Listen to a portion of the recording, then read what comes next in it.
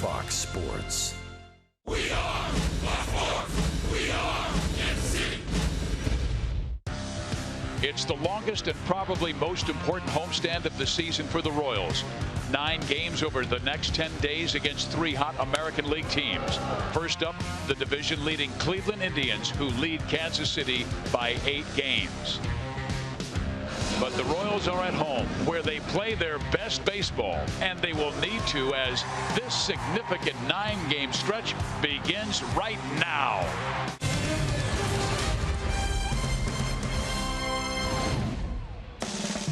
It was a hot day in Kansas City, where now we come to you from Kauffman Stadium for Game 1 of this 3-game series between the Cleveland Indians and the Kansas City Royals. Royals baseball is presented by Academy Sports and Outdoors.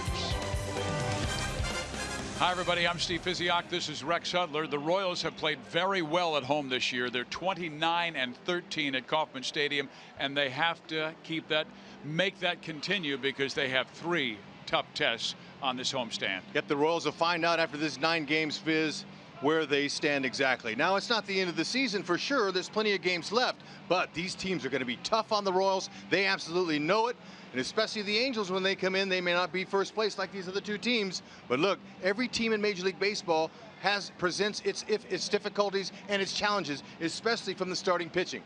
Well, let's take a look at those 3 opponents. Cleveland first, then Texas, and then the Angels. Cleveland in first place, Texas in first place in the West, and then the Angels, they won 7 of their last 10 ball games. And they swept the Royals earlier in their nothing's this year. So look, nothing's going to be easy, but the Royals are going to find out their identity and what they're made of.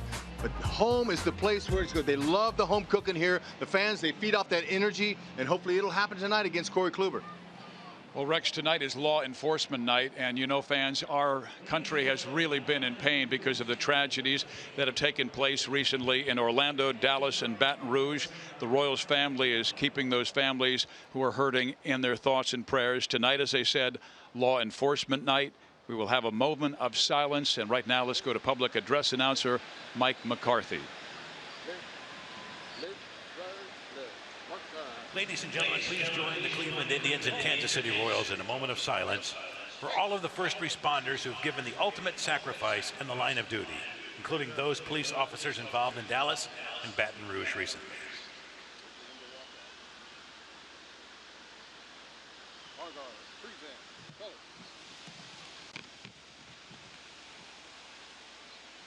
Thank you. Now we request that you please remove your hats and place your right hand over your heart, or render a salute if you're a veteran of the United States military, as we pay respect to our flag and country and honor America with the performance of our national anthem. Our Royals fans got talent participant, Kansas City, Kansas police officer Dustin Dierenfeld.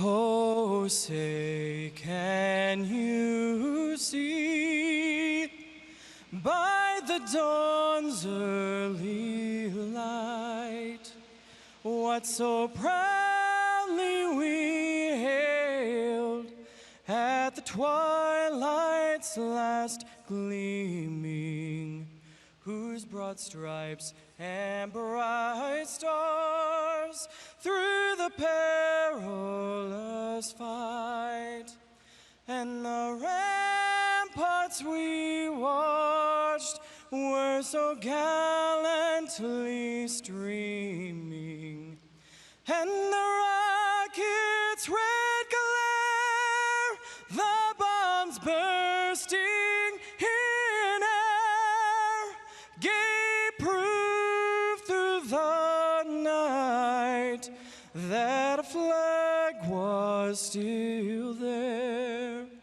Oh, say does that star-spangled banner yet wave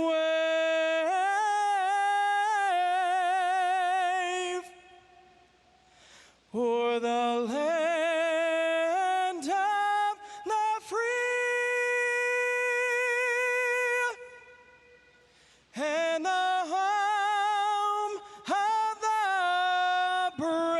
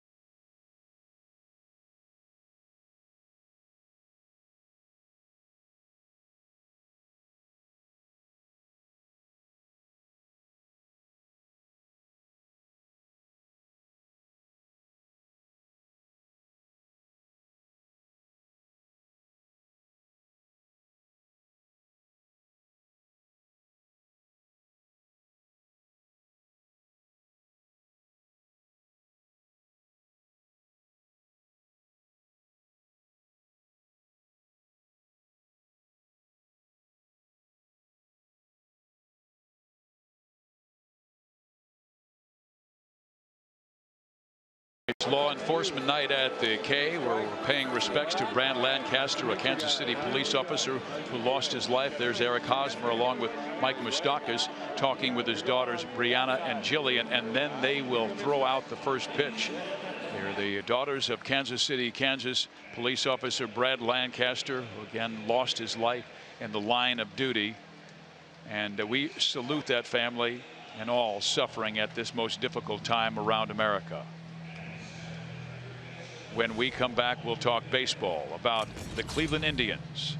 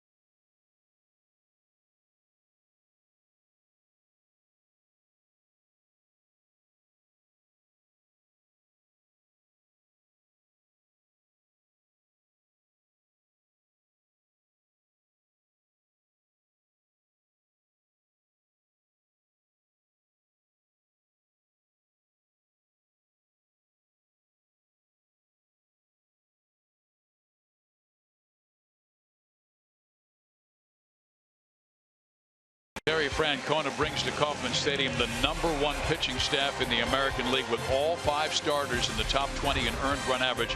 They are our Toyota League leaders. That's right. Hey, look, we all knew before the season started that the Cleveland Indians had this pitching staff because they were intact last year. And so far, they've been injury-free, and look at those numbers, as advertised. When we come back, we'll talk Kansas City starting pitcher Edinson Volquez. That's next.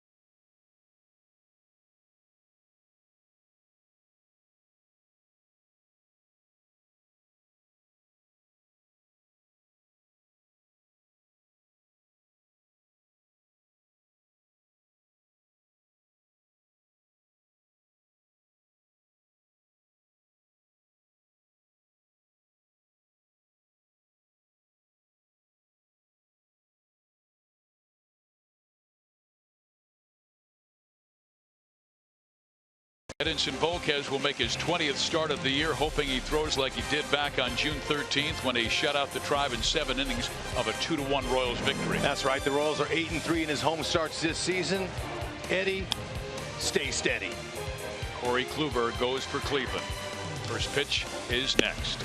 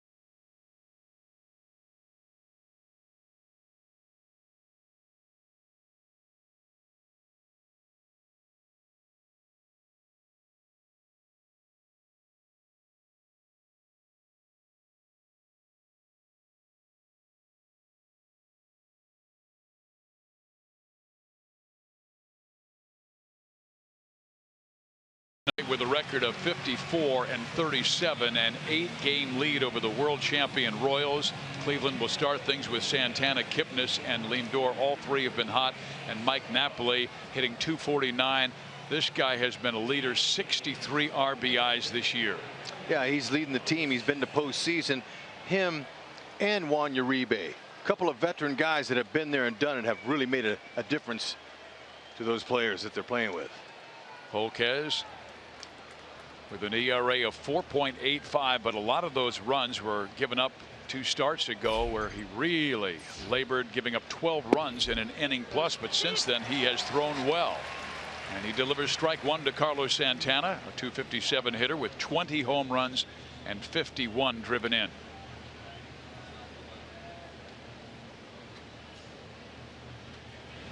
Ooh, yeah. That two-seam fastball and that curveball there, those are nice combinations that he uses, and he hasn't even brought in his changeup. We'll give him a little time to do that. Fastball, curveball, change. That 2- and 4-seam combination off of his fastball can really give hitters fits, especially once it's moving down like that. Right there on the inside corner at 93 miles an hour. He gets the strikeout of Carlos Santana on just 3 pitches. Well, Santana, he's always amongst the league leaders in walks. Volquez knew he'd be up there eyeballing. He went right to him, and Santana, you got to go. Right after him.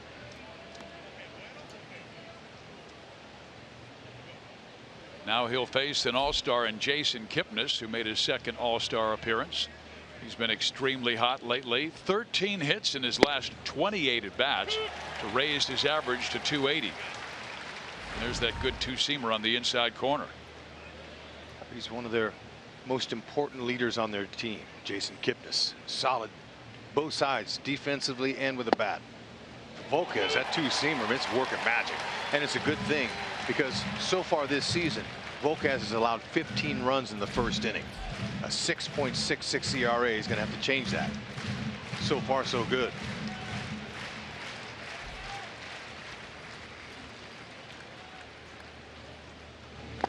Well, he looks mighty good early as he goes off speed and gets his second strikeout on a swing from Kipnis. Our Golden Oak lending keys to the game for Hud. That's right. Get Kluber an Uber. That's right. Get him one. 8 runs allowed last time out against the Royals, and they can do it again, but they've got to see him up. Now, when they score 4 more runs in Volquez's start, we like their chances for the W. 21-3. Now Lindor, the talented young man out of Puerto Rico, hitting .301. One of the best young shortstops in the game. And that is the first pitch that is missed from Volquez. Can't believe he threw a ball. Get the pin up. Fouled off. 1 ball, 1 strike. That's a little like yesterday when Michael Fulmer came out through 7 strikes and 7 pitches in the first inning, and then Ventura matched him in the bottom of the first with 7 of his 8 pitches thrown for strikes. That ball ripped down the right field line. And it is gone. A home run. It just barely made it around the foul pole. Wow, he has absolutely demolished Kansas City in his career and hitting over .460 this year against Kansas City.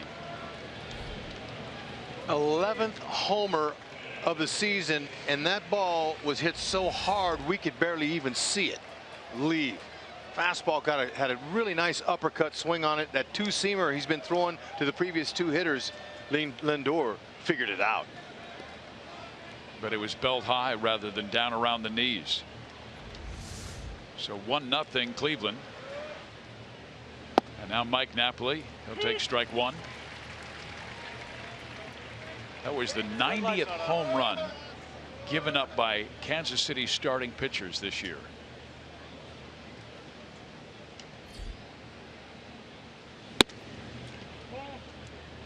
This Cleveland Indians offense, they've been averaging 4.96 runs per game. That's almost 5 runs a game. And when your starting staff is only giving up a 3.57 ERA, I'm not much in the math business, but you're going to win your share of games when you're scoring runs for that pitching. A little bit low.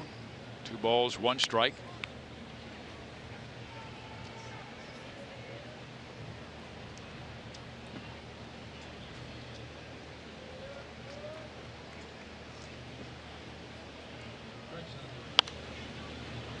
How about our Ford defense, Hud?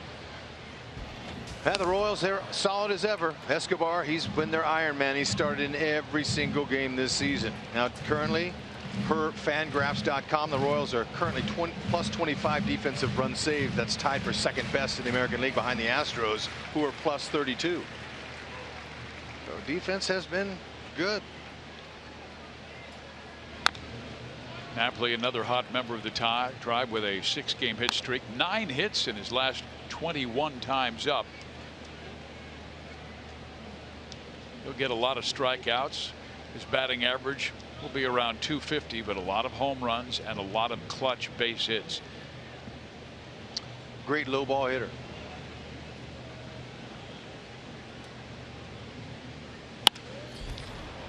Center field, Dyson right there. He makes the catch, but Lindor goes deep, and Cleveland takes the early 1-0 lead.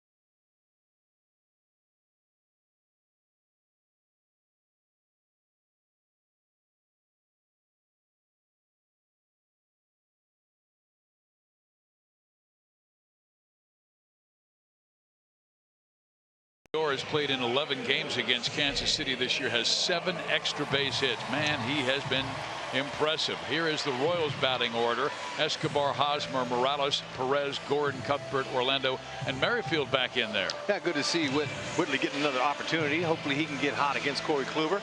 Gerard Dyson, they'd like to see him get on base, add a little bit of speed, maybe a steal or two.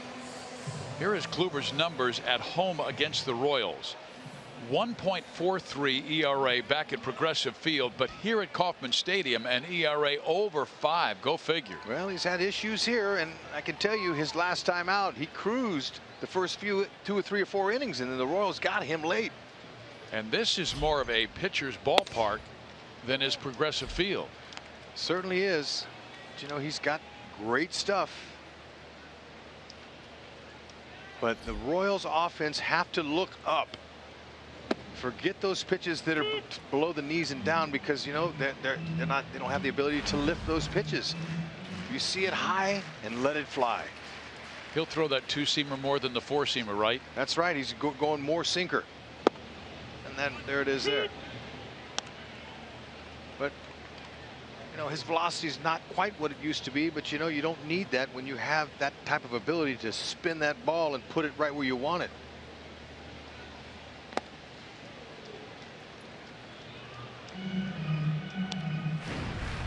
Kluber, there it is. Sinker, cut fastball, 4-seamer, curve change. He's got all kinds of pitches, but he knows where to put them, and that's the whole key to successful pitching up here in the big leagues. Fouled off.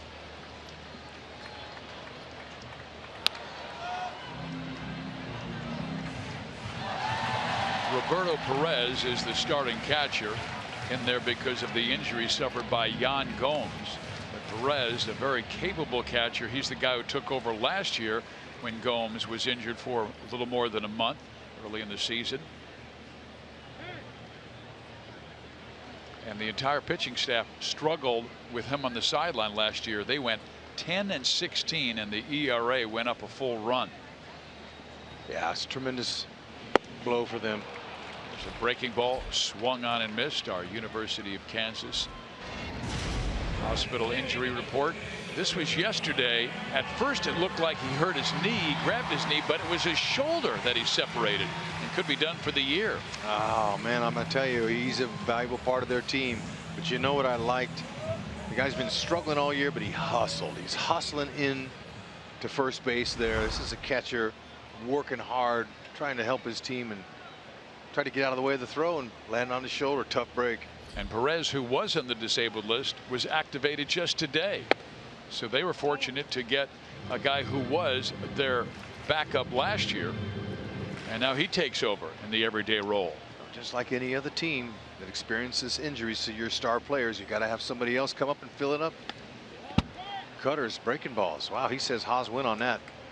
And that certainly has been the case with the Royals, losing Mike Moustakas for the entire season with the knee injury, and still Lorenzo Cain sideline. He went. He did. Couldn't quite lay off it. Kluber so far in his very few pitches looks like he has some excellent snap to his breakers. Fastball missed high. You have to zone him up and out over the plate and hope that he hits that zone, and if he does hit that zone, you can't miss it.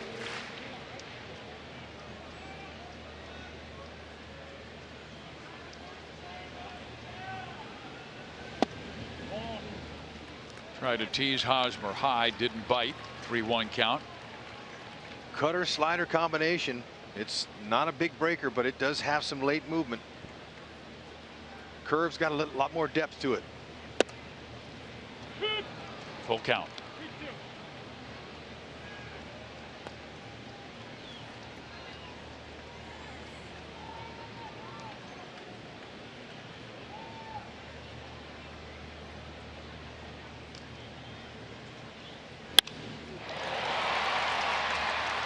The center fielder Tyler Naquin will take care of the drive by Hosmer, and 2 out. He almost misjudged that. That ball was hit on the line. Almost played that into a triple. Defensively, the Cleveland Indians. Roberto Perez, you just mentioned it, getting his 5th start this season. It's a good signal caller. Has a decent arm. And he's good enough, they hope, to get the job done for the Tribe this year. Now the Indians, they're just -1 in defensive runs saved. That's 16th in Major League Baseball. So overall their defense is not saving a lot of runs. Here is Kendrys Morales, a .257 hitter. Toughest ball to judge is that liner. Look at that. Haas barreled it. Naquin started in and then went back, and full man made a nice recovery.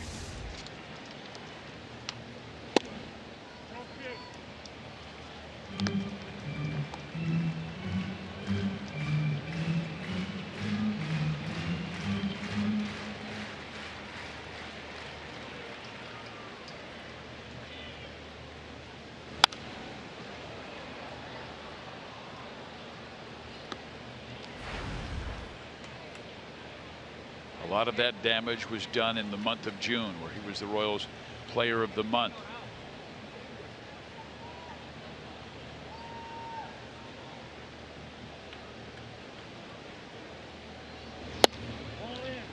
Kendrys with just 6 hits in his last 8 games and no extra base hits. Need his presence in the middle of their order. Cooled off some, and again getting a little bit more aggressive, swinging at pitches that are not his pitch. And now Kluber walks him to face Salvador Perez. It's just his 28th walk in 122 innings. Not too bad. He's pretty much a strike thrower. Now, with no runners on base from his windup, the opponents are only hitting 185 out of him. But with runners on, the opponents are hitting 278. So he's not quite as effective from the stretch. Let's see if Salvi can make him pay here for the walk.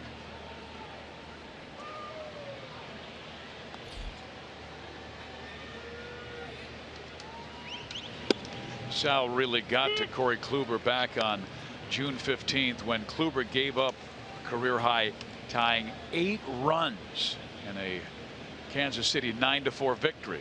Sal jumped him to center field.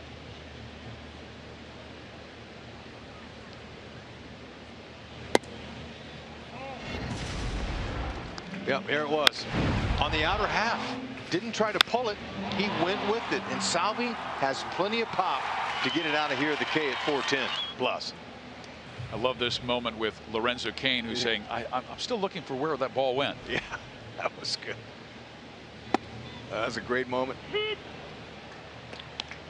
for Salvi, but it just goes to show you, this ballpark, you hear all the talk about, hitters saying, well, it's big yard, hard to hit homers. But for Salvador Perez, he can hit one anywhere in this park. He's had difficulty with Kluber in the past.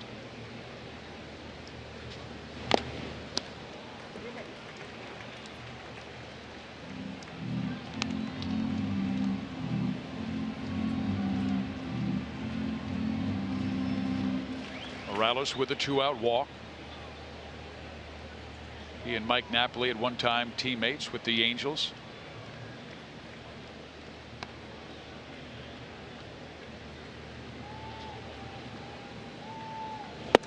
He went, and Kluber gets the strikeout. He has 2 in the inning. We head to the second with the Indians leading KC 1-0.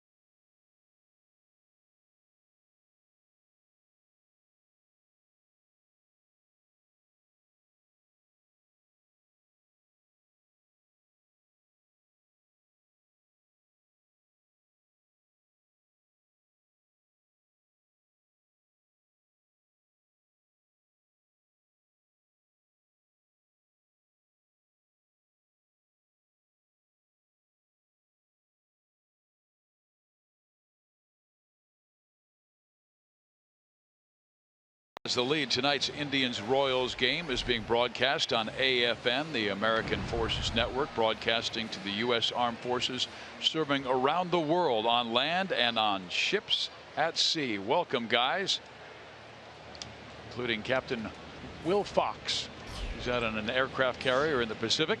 Yes, thank you guys for your hard work, Cleveland Indians fans and Kansas City Royals fans. Battle of the Central. This is a guy who many would consider the MVP of the Cleveland Indians. The job that he has done. Jose Ramirez plays every position, and look at the numbers. 41 RBIs for a guy who is batted in every slot in their lineup.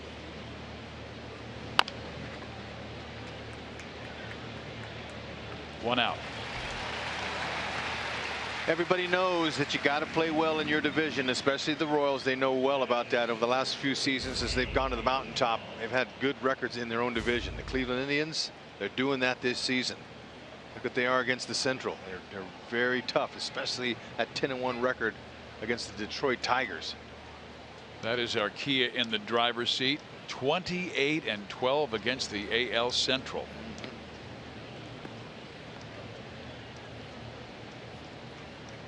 Now Lonnie Chisenhall. Yeah, Chisenhall, he's been good this year. Didn't have him early in the season. He had an injury, but now he's been coming back, hitting right at 300. Yeah, hitting 354 his last 20 games to bring that average up from 280 to just a tick under 300.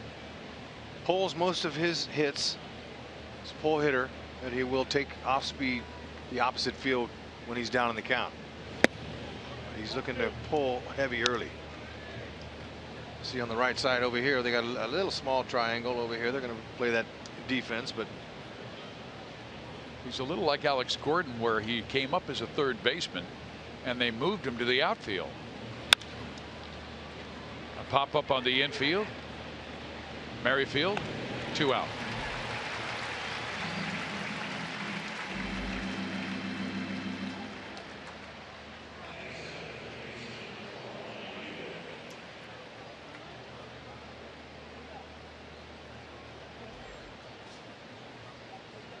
Volquez's last start was July 8th when he beat Seattle 5-3 and had a quality start. Gave up 3 runs in 6 innings. Yeah, you know what? If you hold a team down to 3 runs, right at 3 runs, you should be able to score enough to win, depending on the opponent, obviously. But Volquez, when he gets his pitches working and staying down in that strike zone, like that. Yeah, he's using his defense. Strikeouts, they're not heavy this year on his side. He had 85 coming in and 111 in the 3rd innings. And so that tells me he's not going for strikeouts. He's just pitching to contact. You know, he's one guy who really has a lot of fun on the mound. Well, sure, he enjoys competing. This guy, he's the same no matter what. Even on the day he pitches every 5th day, a lot of pitchers, they won't talk to you. They're in their own little world on that 5th day, but not him. He smiles. He's the same way. Same guy all the time. And it's just different styles for different guys.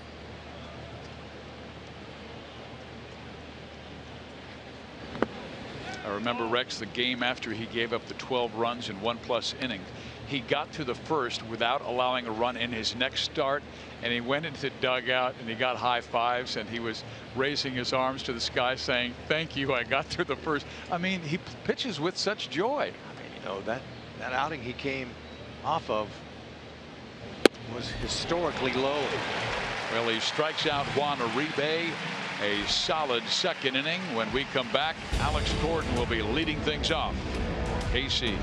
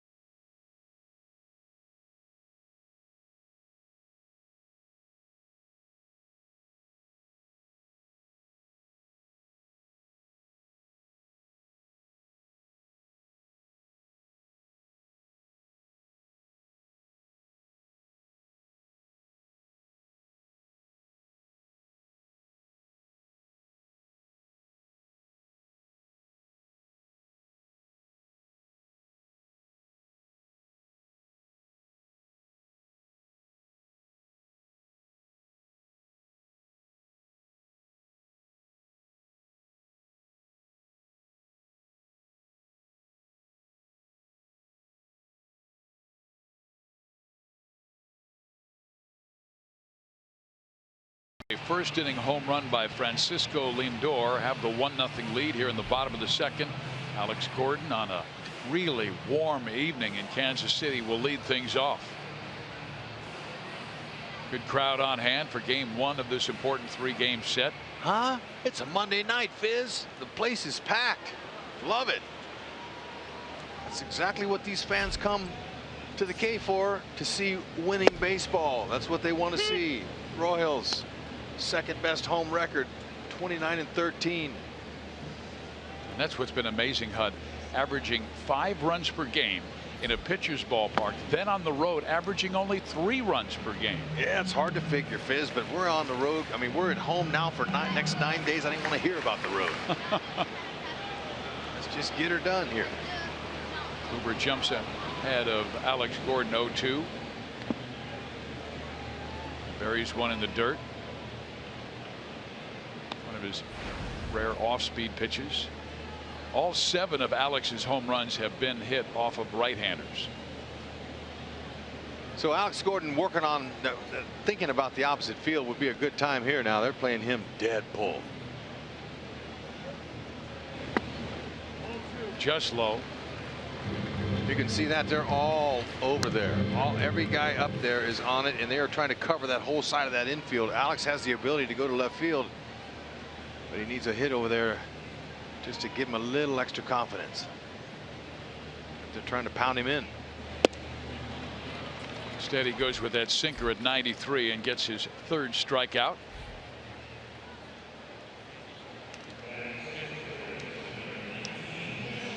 Kluber's ball is exploding. It's got all kinds of movement tonight, making it tough for those hitters to find a spot, pick it out, and not miss it. Now Chesler Cuthbert. This is another guy, if you include both his time at Omaha and his time in the big leagues, he has over 55 RBIs. And he smacks this one to right center. Naquin misread it, and the ball will drop in between the right fielder and the center fielder. Tyler took 2 steps back and then came in, and by then it cost him. Not just a single. They made it close anyway, but sometimes it's not how hard you hit it, it's where you hit it. And Naquin, you're right, Biz, he didn't come directly in on that ball. He had a tough read. You see him in center field. He kind of started to his left. But that ball had eyes on it.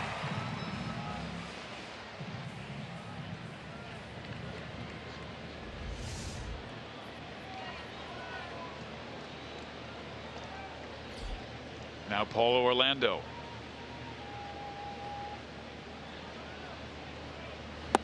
He has been the Royals' Honda most trusted against the American League Central this year. Check out these numbers. Yeah, impressive the way he stays in the middle of the field. Better than any Royals hitter. He's a guy who thinks middle, and when he sees his pitch, he doesn't miss it. And usually he's aggressive early in the counts. Goes right after.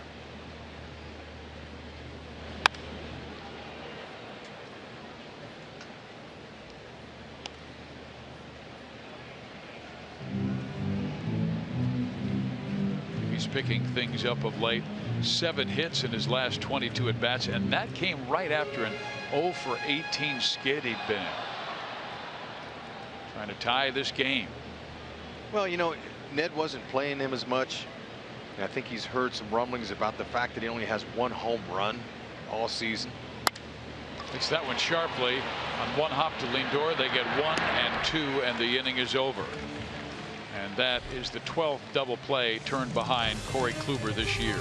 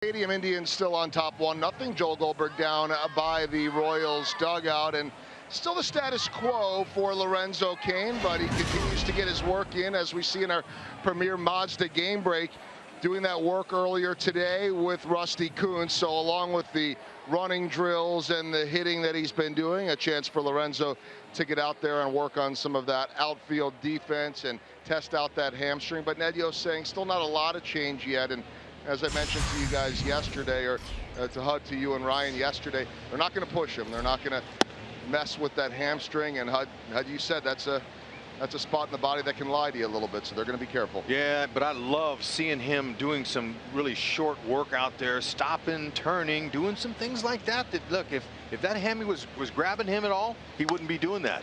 So this is a good sign to see Locaine out there just easing in. And it was interesting, most of the work that he took with Rusty was in right field, not center field. Well, they obviously have plans, and they might want him to play out there in right field when he comes back. Any field will be good to have Locaine in it. There's a line drive base hit to right field by Tyler Naquin. First time either team has had their leadoff man on. Sandy Alomar, the first base coach, talking with Naquin, who was a first-round pick in 2012 out of Texas A&M. Naquin's fit in nicely with their team. Young rookie hitting over 300. 10 homers. This guy's finding his stroke. Now Roberto Perez.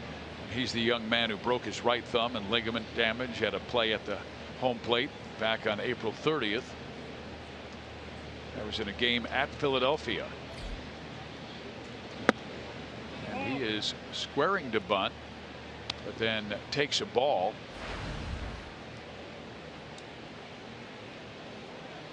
Cuthbert will stay in at third.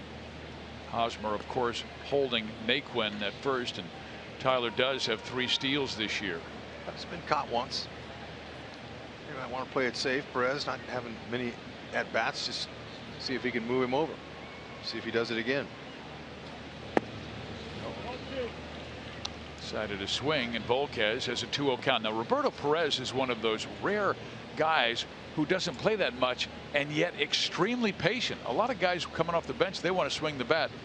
He had 33 walks last year in only 70 games, and not all of those 70 were starts. Got some plate discipline.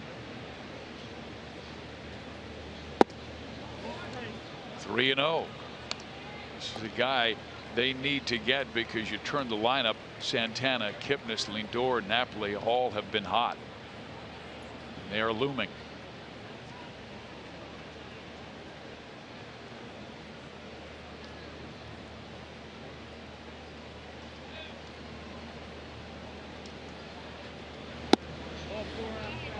Ball 4.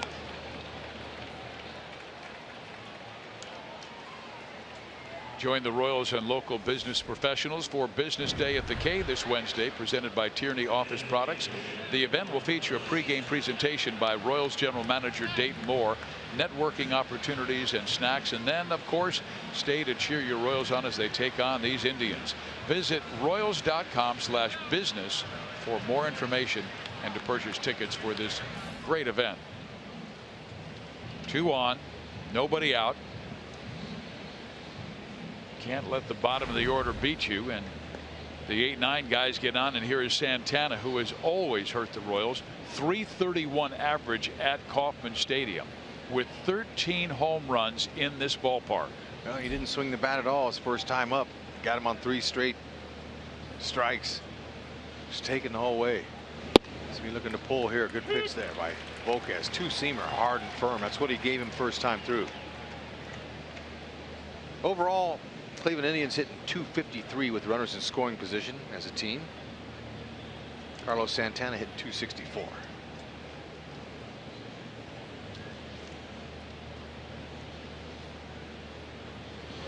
.253 is middle of the pack in the American League. And Rex, nothing real special. I'm not predicting. I'm just telling you information. There have been 4 triple plays turned this season. 1 by the Milwaukee Brewers, 3 by the Chicago White Sox, which is absolutely unbelievable. Really? Why not one by the Royals? Are you calling a triple play? No, Fizz? I said I'm just handing out information. That would be a beautiful thing.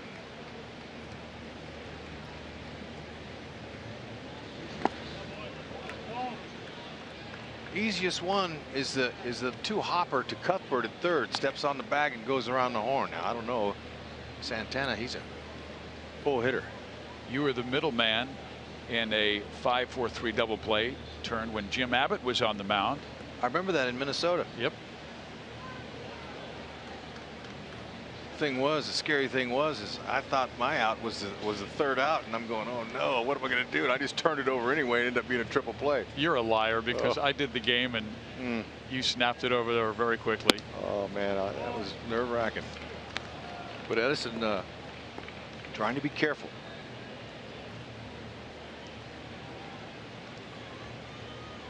Three for 19 is Santana with a couple of homers in his career off of Volquez. Dead pull. A little bit of center. That works, but he's looking to turn and burn. 20 home runs out of your leadoff hitter. Not too shabby.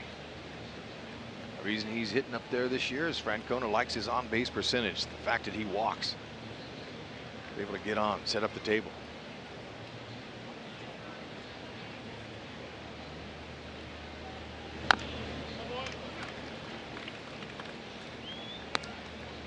Could see him casting, trying to pull that, casting with his top hand, coming around and trying to hit that hole. Merrifield, he's way over. Yeah, he doesn't have the kind of swing that he's going to hit it to the third baseman like you talked about. No. See how he's really throwing that top hand out there, trying to pull it.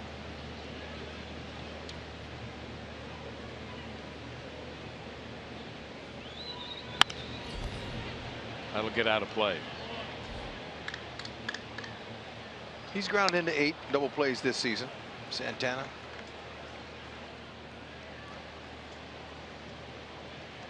Volquez has induced 9. Royals have received good starting pitching after the break, despite losing 2 of 3 in Detroit. Kennedy, Duffy, and Ventura only gave up 7 total runs in 18 2/3 innings.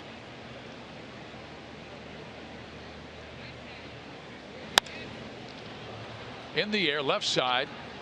Alex positions his body to make the throw to third and brings it to Escobar. No advance.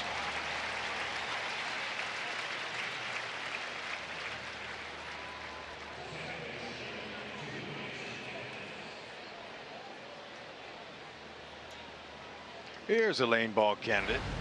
He leads the team in grounding into double plays with 12. Kipnis.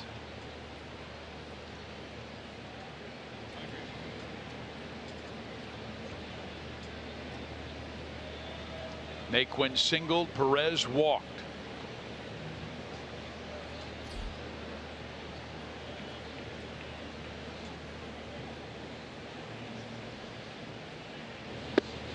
Strike 1.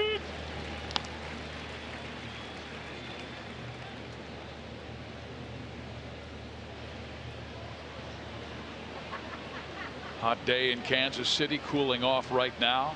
Sun setting in the west, so a lot of fans in the shadows. Comfortable for the kids. Try to get him to chase that curve. And our current temperature 90 degrees, but feels like 97 if you're in the sunshine. So just that little corner up there, Hud. Yeah. Hey, look. It's toasty. Steve Physiok, Rex Hudler, Joel, and Jeff Montgomery with you. That ball popped up left side, and Gordon's right there again. Barely had to move. 2 out. Well, Francisco Lindor came up with 2 out in the first inning and jumped it down the right field line. Just barely. Boy, stayed fair. Sure did. But I tell you, he stayed inside of that ball nicely with his bottom hand and that top hand release. Watch him. Gets a little bit of momentum going back. He's still got his weight on this back foot right here. And then as he steps, watch his head. The head stays right here even. He pulls it in. And watch the top hand release. Comes right off. Picture perfect. Beautiful swing. Boy, he has had the Royals number in his young career.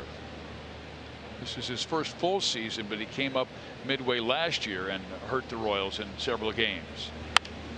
Strike one. Our Kubota power stats show you that in his career, and certainly this year, now that he's hitting over 460 against KC this year, but 392 in his career. Man. And look at the extra base hits. 23 RBIs in 21 games. Are you kidding me? He's a tough out. And this is just his second season in the majors. Tremendous talent. Hit third in a big league order. To Escobar. That's quite a job by Eddie Volquez. 8-9 hitters get on. Nobody out. Santana, Kipnis, Lindor out.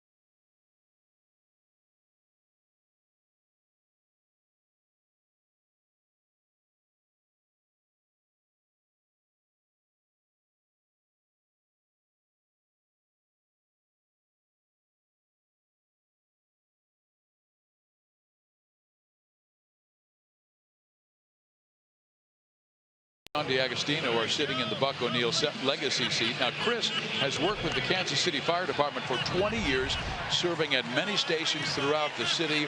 Also a paramedic. He has delivered 2 babies while on duty, has worked many long hours, including with the Advanced Life Support Pumpers Program, and received a unit citation for a rescue. He worked at Worlds of Fun. Way to go, Chris. Yeah. And Sean has served the Grandview Fire Department for the last 10 years, known for his ability to remain calm and level-headed. This was most evident when another firefighter was trapped in a burning building, and he selflessly climbed a ladder and reached through the window to save him.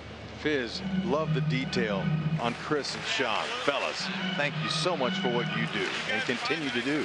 Hey, Hud, you remember Cleo, who was in the Buck O'Neil legacy seat about a month ago? Sure. Cleo's like, I think 90, 91 years old, and we talked about her, and her story was amazing.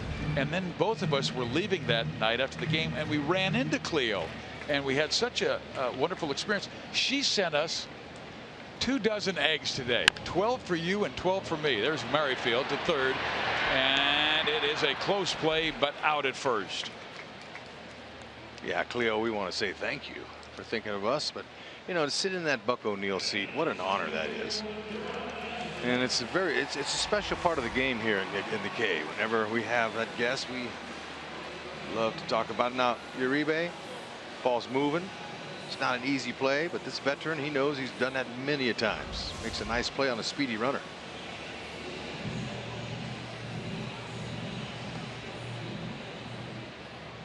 Now Dyson.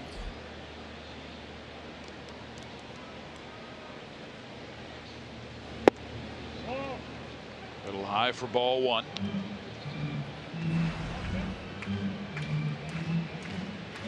Gerard's been seeing high fastballs in his starts because they don't want him to hit the ball on the ground and use his speed. Hits that one pretty well, and it's over the head of Lonnie Chisenhall. And Dyson off to the races. A triple for Dyson.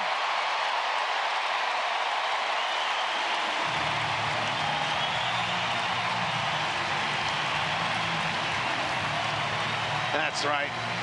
They pitch him up, look up, and don't miss it. Dyson, after taking that first pitch, sees another two-seamer. That's belt high, and he catches it with a good short swing. He had a little top hand release on that ball, and they were playing him shallow, showing him no respect. Now, if Chisenhall bobbles that or any kind of problem there, that could have been inside the Parker. But with one out, Dyson at third base, very important that they get this run home. Looks like the defense is going to play straight up the middle. They're going to play back. So any little ground balls in this direction right here can score that run. So Escobar wants to keep it away from the corners and use the middle of the field here and get that run home, even if it's on an out. Strike one. Now, Escobar has been pretty good in this situation this year. He has scored that runner 11 out of 18 times.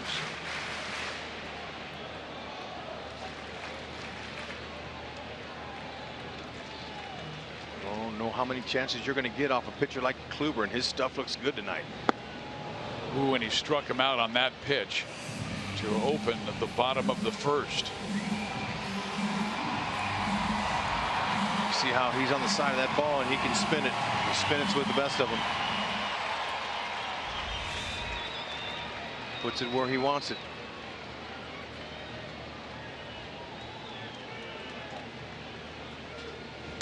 And then he waves at one that was not a strike. 4 strikeouts for Kluber.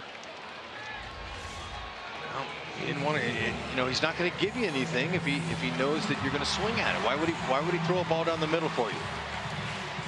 Well, he can sense it. He knows. Escobar thought the ball hit the ground, but it didn't.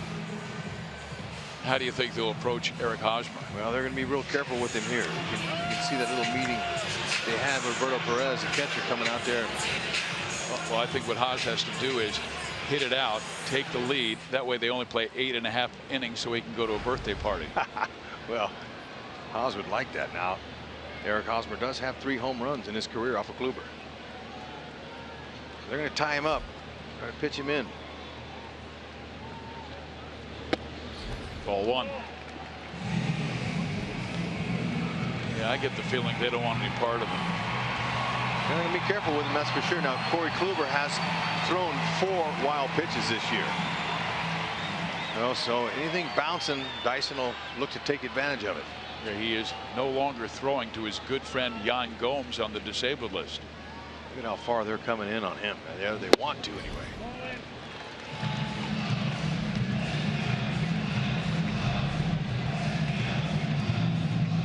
Haas' career against Kluber, 12 hits, including 3 home runs. Yeah, he knows now.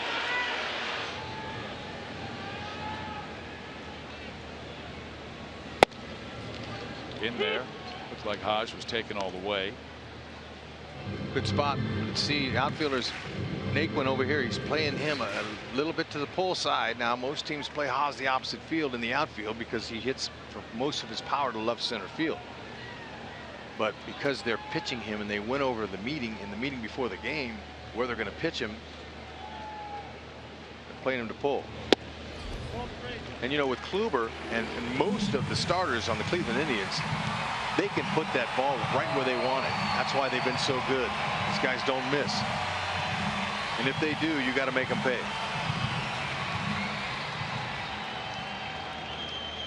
Carrasco. They got the best starting staff in the American League.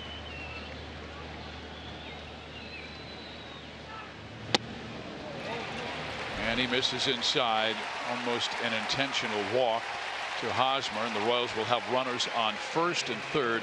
But the guy who led the team in RBIs last year is stepping to the plate in Kendrys Morales. Well, you know, that's Kluber was smart there. He was pitching around one of the most productive hitters on the Royals lineup, so you got to like that. Now, and he also knows what Morales is doing against him, and not a whole lot. He wasn't going to take his chances with Hosmer. Now, that's one of the reasons why you have Morales hitting behind Hosmer, because he's such a threat and he's got such a power bat that you want to give Hosmer protection. So you make him pay for it right here.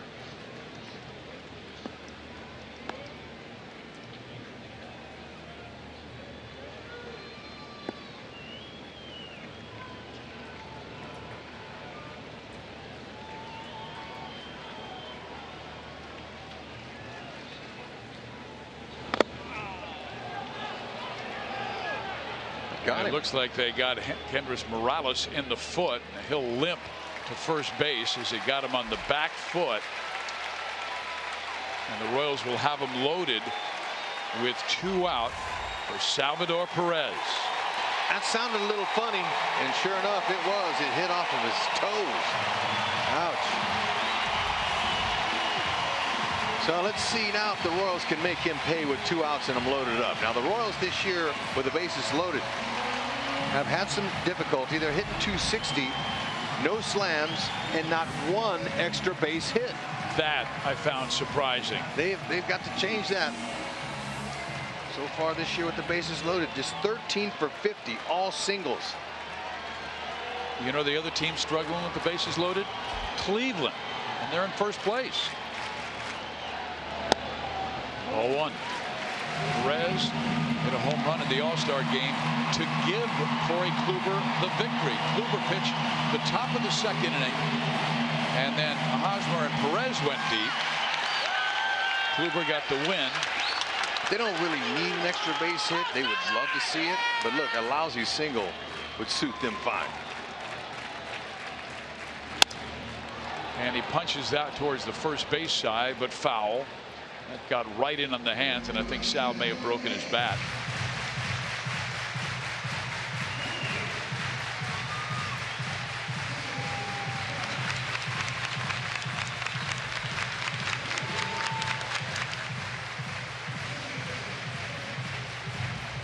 It's a big point in the game for Kluber. He knows it. So he's talking it out with Perez, wanting to make sure that he tries not to make a mistake. But when you try to pitch fine like that and you're trying to aim it, sometimes you do make a mistake.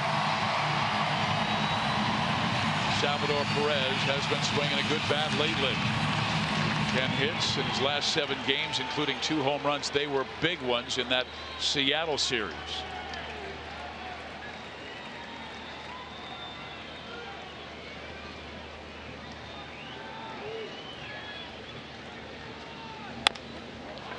Rolls it towards third.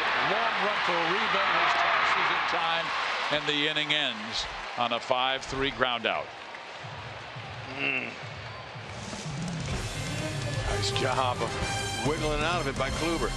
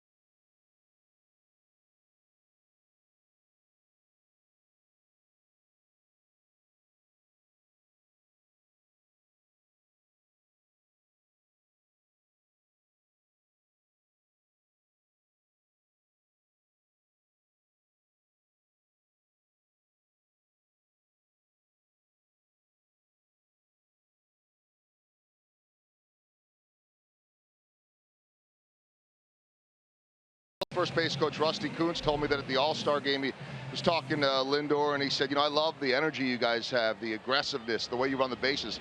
Where did it come from? What was the change?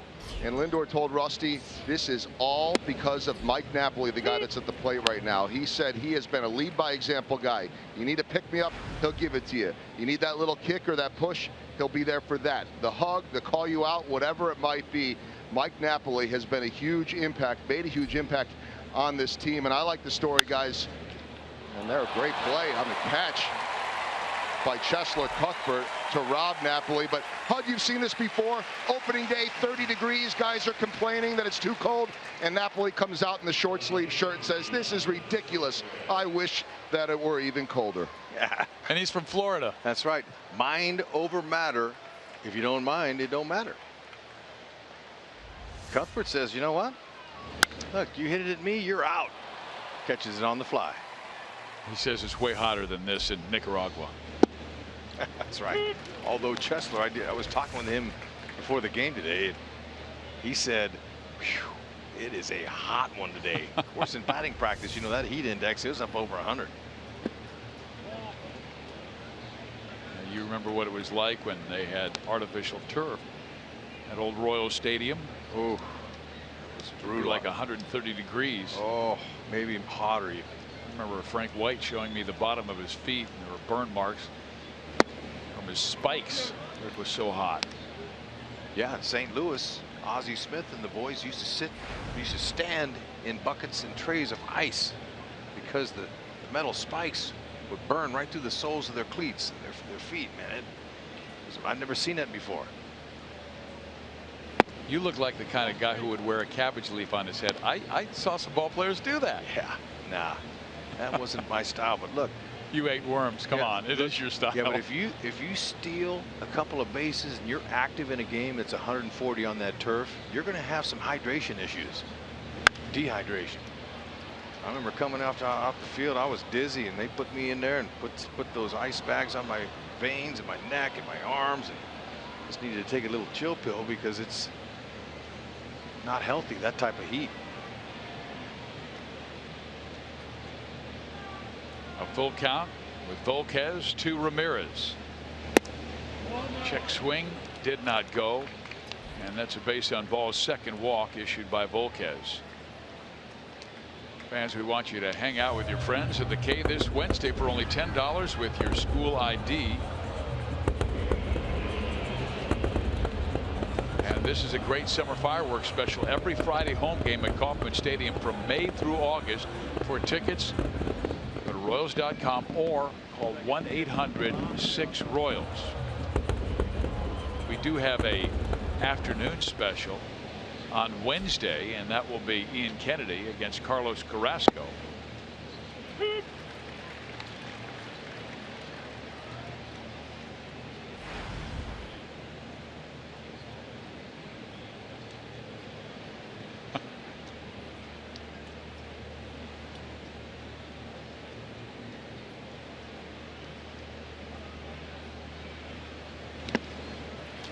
Oh, 0-2. Chisenhall coming into this game had the best average against Volquez of any of his other teammates at .429. There's the hydration station. Beautiful part of this ballpark here, that's for sure, especially on hot days like that. See those fountains going up, it just cools you off. Remember when Cookie Rojas was here? He was telling the story when they finally went to the playoffs. He and Freddie Patek said, if we win, we're going to go jump in there. And they did. And he said, we didn't find out until later it was kind of dangerous. Yeah, you know, that was great that Cookie came up here to visit with us for a little bit of time. Take us back to the early beginnings of the Kansas City Royals. I tell you, he was a big part on their swing from just being a expansion team to being really good. His leadership, his toughness at second base, his clutch base hits.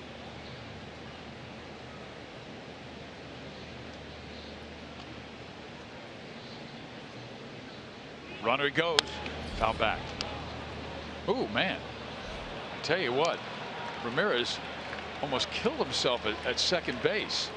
That was one of the worst headfirst slides I've ever seen. Ooh, man. Looks like he got a mouthful of dirt. Oh man, it's that, you know, it's that sliding pad on his left hand that when he started sliding, it got caught and it's got caught up underneath him and got a little taste of that Kaufman dirt.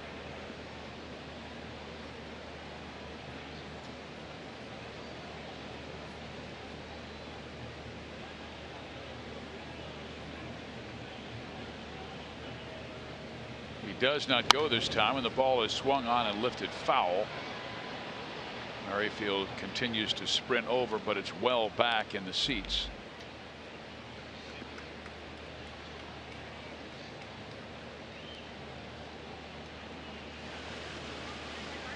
Game 1 of a 3-game series here at Kauffman Stadium. Then we'll welcome in Texas Friday, Saturday, and Sunday, followed by Mike Trout and the Angels.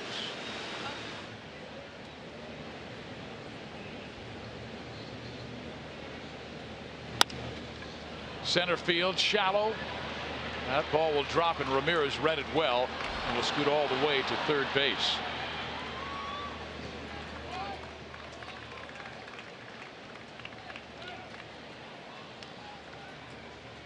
Off the bat, there was no chance the Royals were going to field that one. That ball just dropped right in there. Ramirez with good speed had no trouble getting to third base. Little jam shot.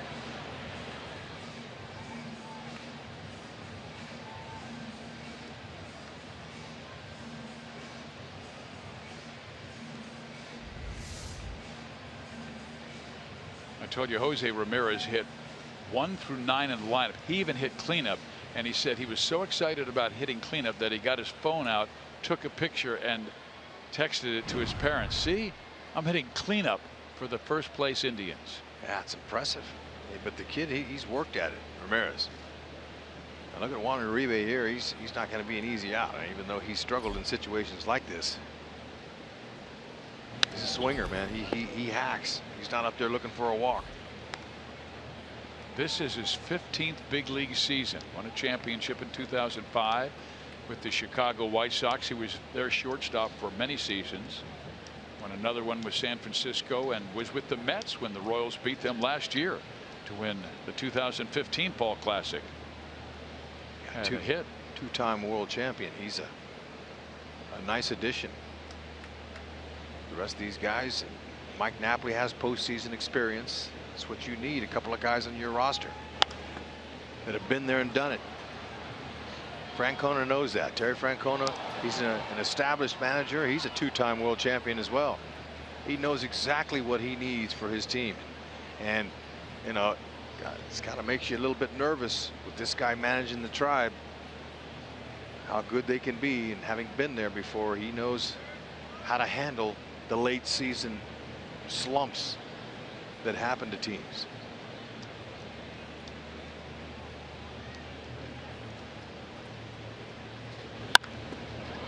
Foul. And right now he has his all-star left fielder Michael Brantley, who is probably the most dynamic offensive and defensive talent that they have on the disabled list, but he's rehabbing and could be back within the month. Yeah, I know, and they're taking it easy with him too. He's got 39 at-bats down there, so you know that's a lot of ABs. They're making sure that he's good and ready. They're playing at a high caliber without him. They want to make sure when they get him back, he's going to be their guy. So the team and you're a player, you love your manager Terry Francona. Watch this. Now, I've never seen a player get away with kissing the forehead of the field general, but man, that tells you a lot right there. Look at him. Oh, and he's returning the favor to his bat. That's beautiful. Cuthbert, they get the out, but a run scores. It's 2-0 Cleveland. That's not what Volquez wanted. He wanted him to hit that ball a little bit more firmly.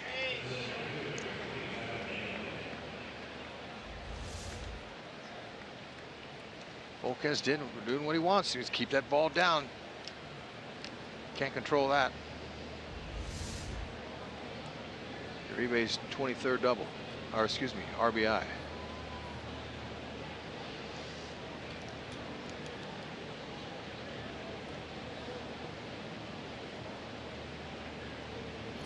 Naquin singled to right field on the first pitch he saw from Volquez in the 3rd inning. He was left stranded. He swings at the first pitch here. Strike 1.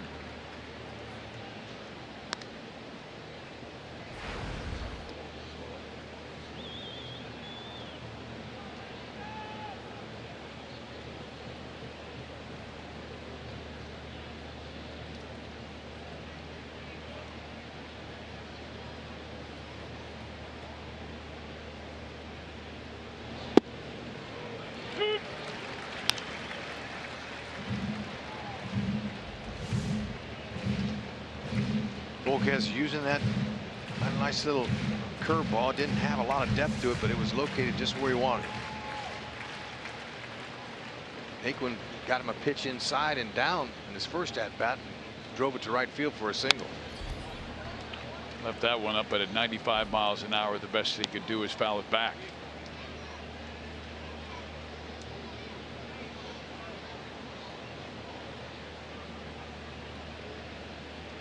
Naquin is another young player, kind of like what the Royals have had. Some guys that have come up and filled in.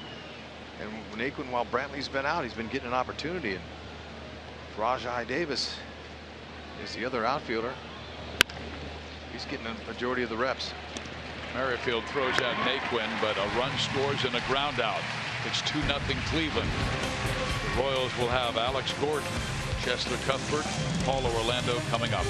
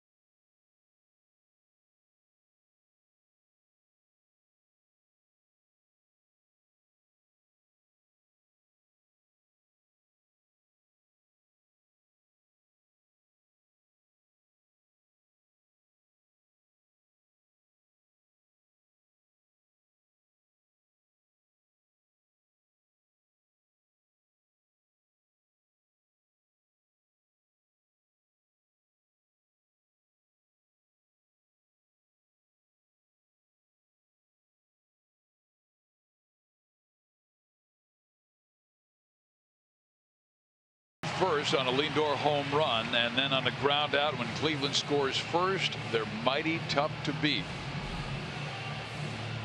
Our Academy leaderboard shows you that only the Cubs have a better record in the major leagues at 38-9 when they score first. The Indians at 41-12, but the Royals right behind. Well, the Royals also are a comeback team. They'll have to do that tonight. Maybe starting with Alex Gordon here. Strike 1. Got their hands full with Corey Kluber. Looks to me like he's executing all of his pitches so far where he wants them. And he's got a lot of movement. The ball is not straight. 18 of the Royals' 46 wins have been come from behind efforts.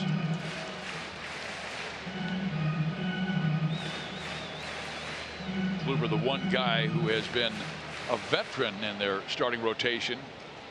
He was in the All-Star game. We told you the winning pitcher there, but he won the Cy Young Award 2 years ago, winning 18 games with a .244 earned run average. And he strikes out Alex.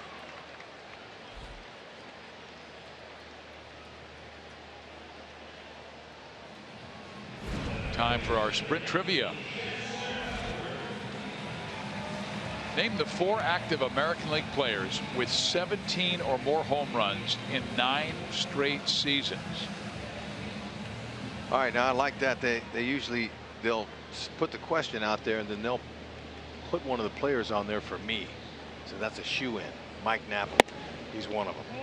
Are you sure? No, not sure, but I figured our guys out.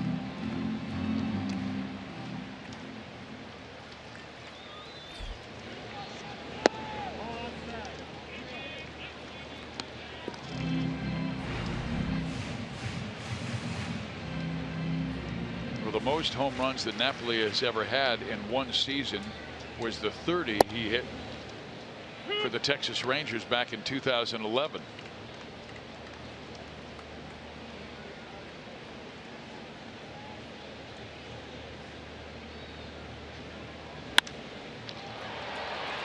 Cuthbert to right field and deep and over the head. Chisenhall brings it back, and Cuthbert's going for third, and Kipnis throw gets him.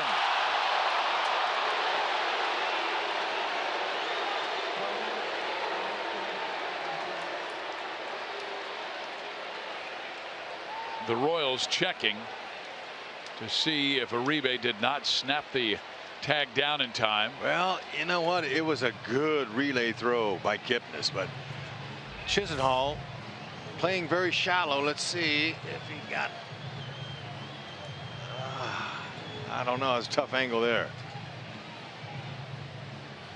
Cuthbert, not a bad chance. Ball was hit well over Chisenhall's head. Chisenhall was shallow, so it took him a long time to get there, and they're going to replay this one. Did he get the hand in there? I don't know if it's clear and convincing. The Royals will challenge, though. Yep.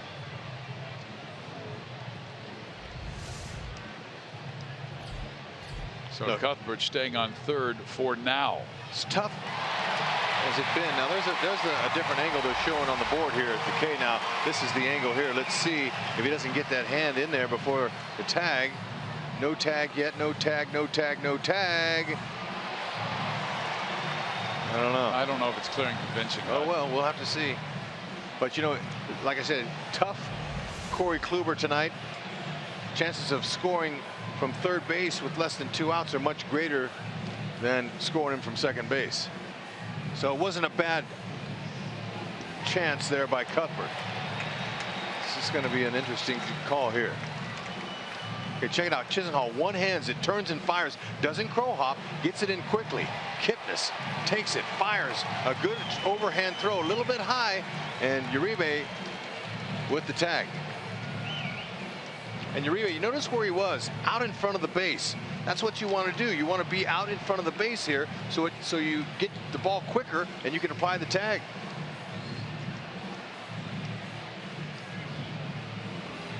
He's out. So the play goes 9-4-5, 2 outs. Yeah, I just didn't know if it was clear and convincing enough to have the guys in New York overturn it. Yep, close.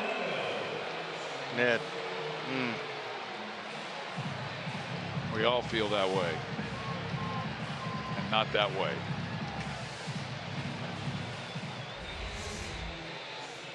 Big relay play, and it was fundamentally sound.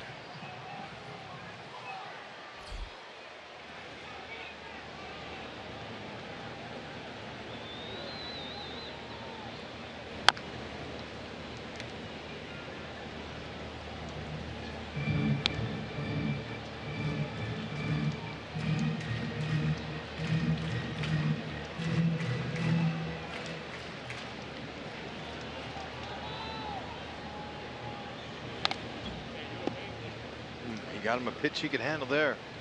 Talking with Dale Swain before the game. So Dale, how are they going to approach a Kluber? And he says they've got to lay off balls down. You see him up, get him up, and that's where you can put the ball in play and get the ball elevated. So we're swinging a lot of low pitches, and we can't lift those. We're hitting them at people, and we're swinging and missing. Ugh. 6 strikeouts now for Kluber, and he has shut out the Royals through 4.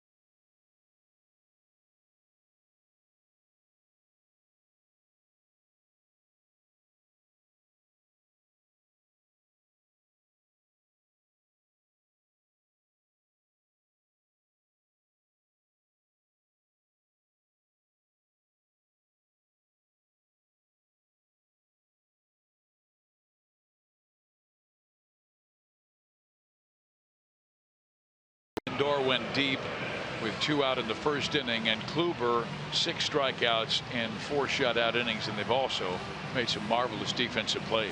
All right, Cleveland started with Lindor, first inning, third hitter. Volquez punched out the first 2, and then Lindor, he opened it up. And in the 4th inning here, Uribe hit a little chopper, little 2-3 hopper. He got the out at first, but then was able to score Ramirez. That's where we stand. So Roberto Perez, who walked, and Cleveland had runners on first and second in the 3rd inning, and then Volquez bowed his neck and got Santana, Kipnis, and Lindor all out.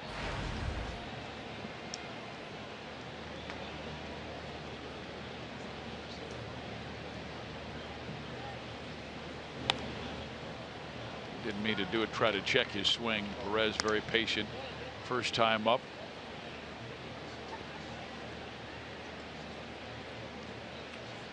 He was Cleveland's 33rd round pick in 2008 out of a junior college in Puerto Rico.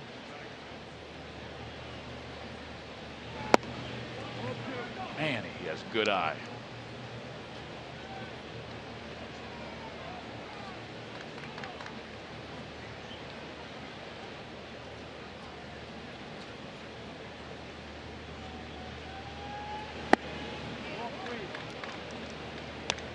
Why has it been so tough to throw a strike to the number 9 batter? I don't know, but you can see a little frustration in Volquez there in his body language. Just get back in count. Go ahead and throw it now. Cleveland getting ready for the 3rd time through. Those are kind of caught him 3rd time through. Cuthbert got some time. Nice play. Spins and 3-1 out. Fires it. Good play. Tiger fans join the Royals at the Cave for Mizzou night when the Rangers are in town this Friday. The first 5,000 fans who bring their Mizzou themed night ticket through Gate A will receive a special edition gray, black, and gold branded KC cap, which includes the Mizzou logo, courtesy of Fox Sports Kansas City and Rally House. Visit Royals.com/theme tickets or call 1-800-6-ROYALS to get your tickets today. That's also fireworks night, so you get to see fireworks and wear a Mizzou cap. How about that, baby? Beautiful. I wonder if this is her first baseball game. Hope it is. Hope she can get us a win.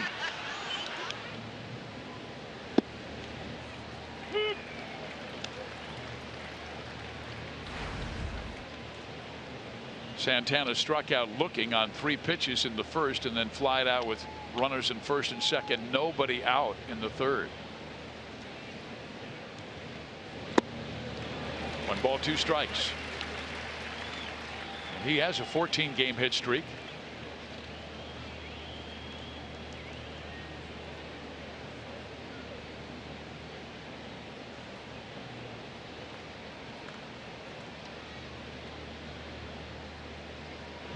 It's interesting, Hud. He is not your prototypical leadoff guy, but because of his keen eye and ability to get on base and on-base percentage, Terry Francona has him at the top of the order. Yep, he's 5th in the American League in walks, 50. They like him getting on base. 3-2. Very selective.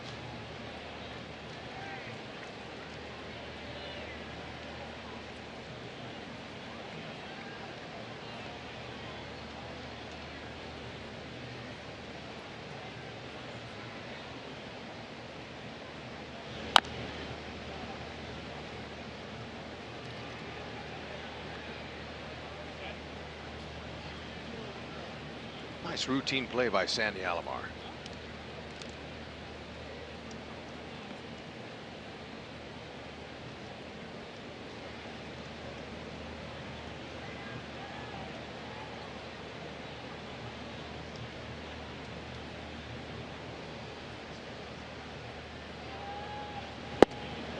Outside, ball 4.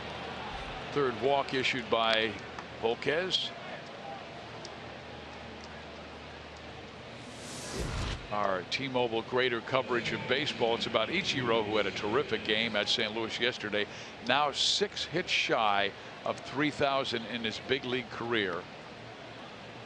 looking to become the 30th member. Now he's 0 for 1 in Philadelphia tonight. How about that? Amazing. You know, he takes great care of himself. I knew that he had a chance to pile up some hits, but I didn't realize or think that he could get to 3,000 after playing 6 or 7 years in Japan. But you know, the Cardinal fans treated him like he was a home player. They were cheering for him. He said after the game through an interpreter that he really appreciated the Cardinal fans and them pulling for him, trying to reach that incredible feat. You know, it's much like the Kansas City fans when Miguel Cabrera won the Triple Crown a few years ago, clinching it here at the K, and stadium roared. And there's a ground ball. Escobar, the whip, first, and a double play.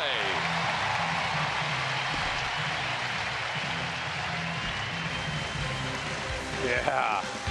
10th ground ball double play induced by Eddie. Nice.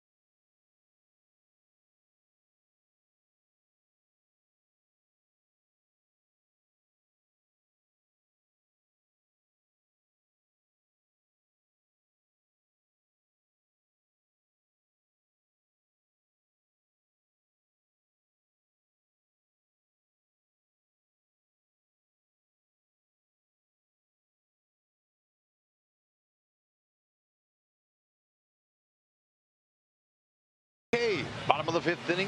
Tribe still on top, 2-0. All right, you young players out there, watch this tailor-made double play. Look at Escobar, shows him the ball, flips it over the base, expecting Merrifield to be there. First man, sure. Second man, quick. Got to make sure 1 before you can get 2. And now Witt will lead things off in the bottom half of the 5th inning. Good rip there on the slider out over the middle. Now here it is. See, let him see the ball. Whenever you're transferring that ball for a double play, take the ball out of your glove. The sooner that the guy that's catching the ball can see it, the better chances you have of turning 2. Don't try to hide it from him and be quick. Take it out and feed it to him, just like Escobar did. Routine. Good take there on a teasing breaking ball away.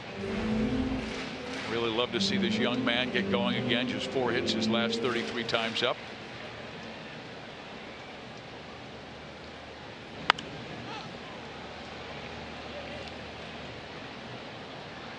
Stay aggressive at the plate.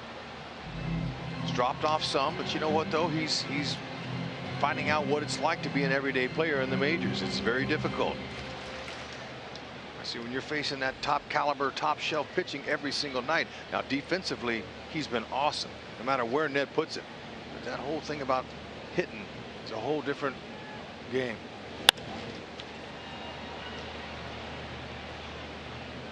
This is the time of night where it's twilight and the ball can get lost up in the sky for the fielders out there. Make sure when you hit one up there that you hustle hard. You never know.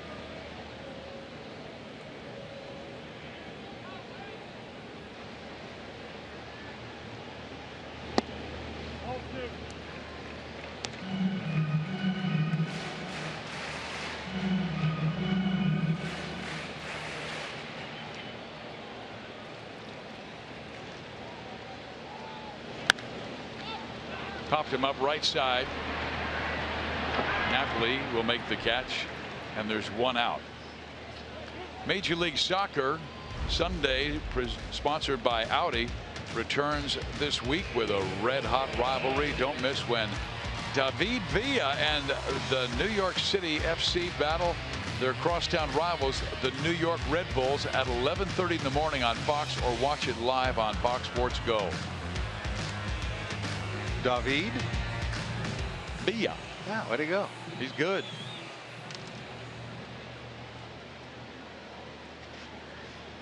It's a nice little Spanish name you dropped out there, partner.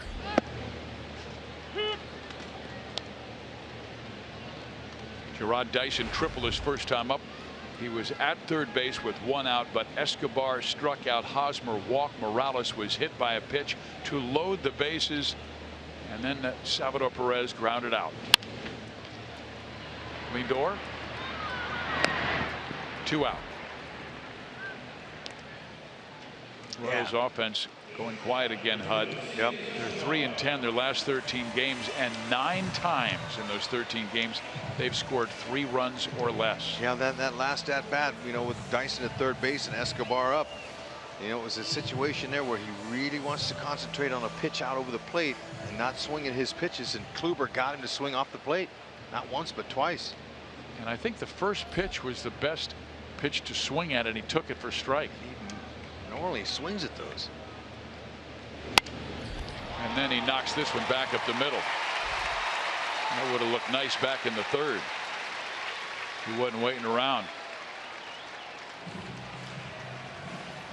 You know, Escobar has not been running that much lately, and this would be a good time to go. Sure would. The Royals running game has pretty much come to a halt. Escobar with 12 stolen bases.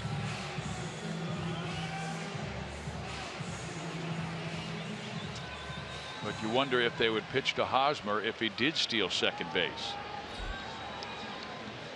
They send him if Hos gets 2 strikes on him.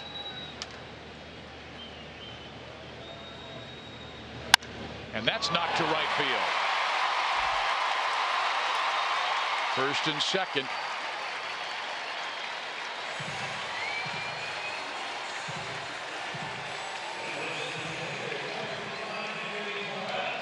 Ball was tagged. Too bad he couldn't have got underneath that. And Escobar is right at him, so he had to freeze. He had to hold up. Don't want to get hit by the ball, or else he could have been to third base. But there's no need in pushing it with 2 outs.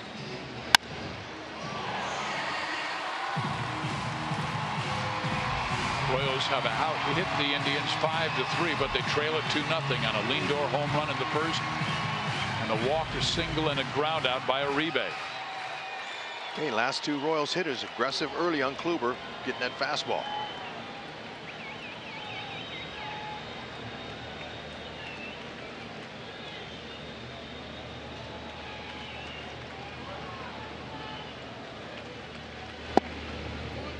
He threw a down and in slider to Kendrys Morales and hit him in the back foot his last time up.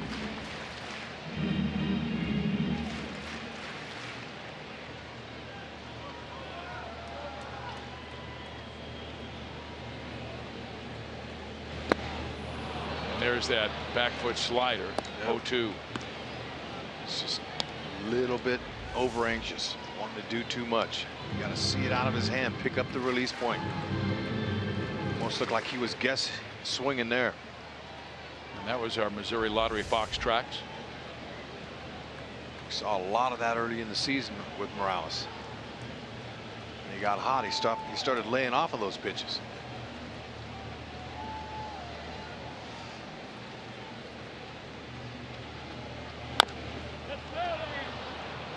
That one was left up a bit. Man, he's been getting beat up. Kluber hit him on the top of his foot last time up, on the top of his toes, and then he fouled that one off of him.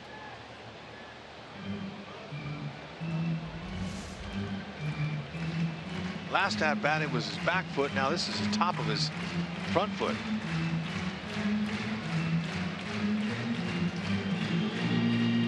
And there's no padding there. He's got the sides covered, but there's nothing right there on top.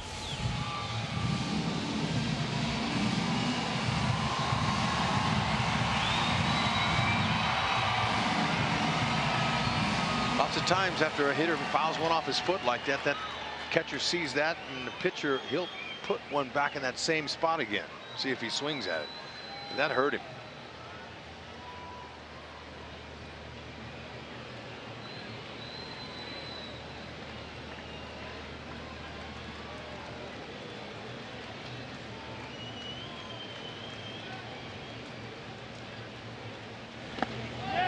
Check swing, did he go? Yes, he did, and that is a strikeout. And it's 7 now for Corey Kluber. We head to the 6th inning here in Kansas City with the Indians leading the Royals 2-0. A little too aggressive.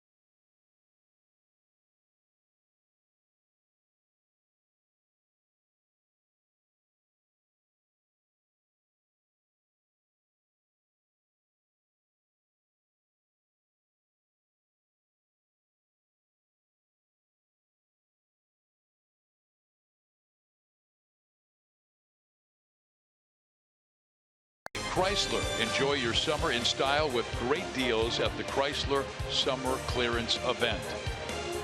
It turned out to be a beautiful evening here in Kansas City. Rather warm day. Even when the sun went down, the heat index was at 97 degrees. It's a great musical group that's featured about that, called Not a Planet. That's right. Looks like one, though. Sure does.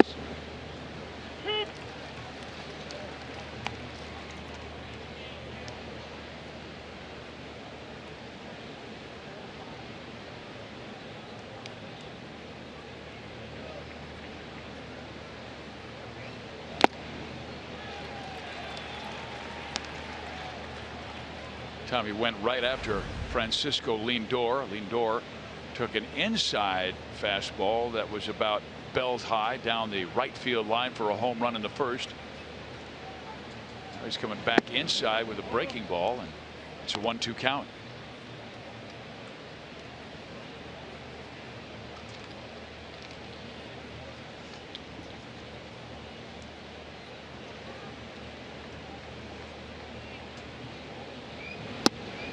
Great pitch. Wow, good breaking ball down and in, swung over the top. Strike one. And that is out number 1 and strikeout number 4. Yeah, excellent spot. You got to beat him. You got to beat him off of the plate. Started him out in there, and he finishes him off in there. I'm still thinking about that spring question we asked. What is it? 4 big leaguers, 17 or more home runs. What do you think, David Ortiz? That's a good guess. Bobby, how about Edwin Encarnacion? How about Alex Rodriguez? Alex Rodriguez? Well, yeah, but Alex missed the 1 year because he was suspended. That's right. So I don't know if they would count that. Beltran.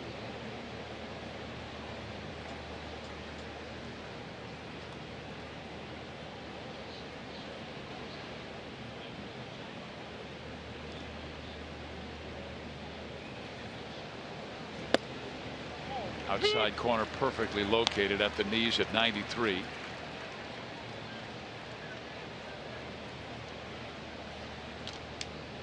Napoli, that world championship with Boston, helped Texas to the World Series. And that ball sent down the line. How could we not throw Miguel Cabrera's name out there? You're exactly right. Shame on us. Because Mickey hit 18 last year, and it wasn't one of his bigger years. No, but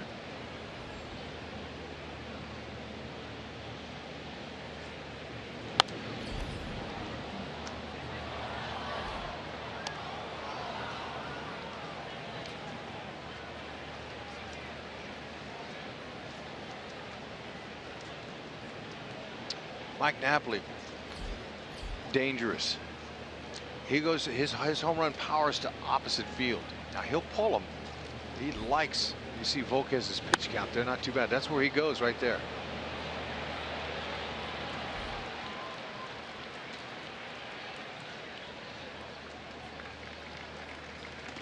And he's an excellent breaking ball hitter.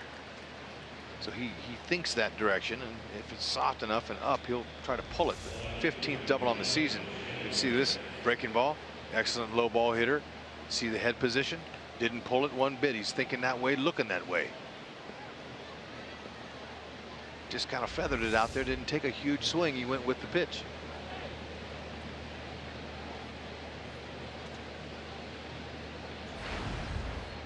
Now Ramirez scored the last run with a walk, and later came around to third and scored on a Uribe's ground out.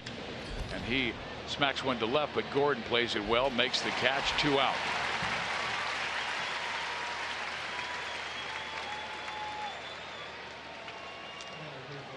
You know, fans, the Royals at Fox Sports Kansas City are offering a unique way for fans across the Midwest to enjoy a game at the K. It's the Forever Royal Fan Express. Fans in designated markets will have the opportunity to win a trip to the K, and the next stop is Columbia and Jefferson City on July 23rd. Go to Royals.com/Fan Express for more information. And we've talked to fans who have jumped on that, and they've had a blast and made some new friends. I know you've greeted them in the parking lot here at the K. It's a blast. I'm hoping that the timing can work out again so we can jump on board that next one that comes. Chisenhall singled to center field last time up, and he almost goes to one knee to reach for this breaking ball thrown by Volquez.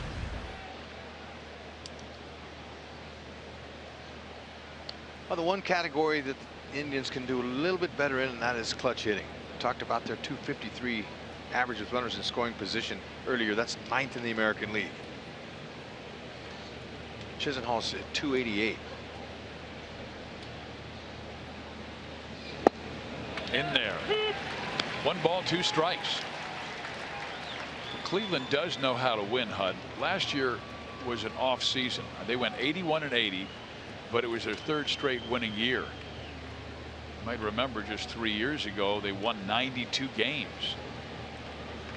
85 in 2014 and 81 last year.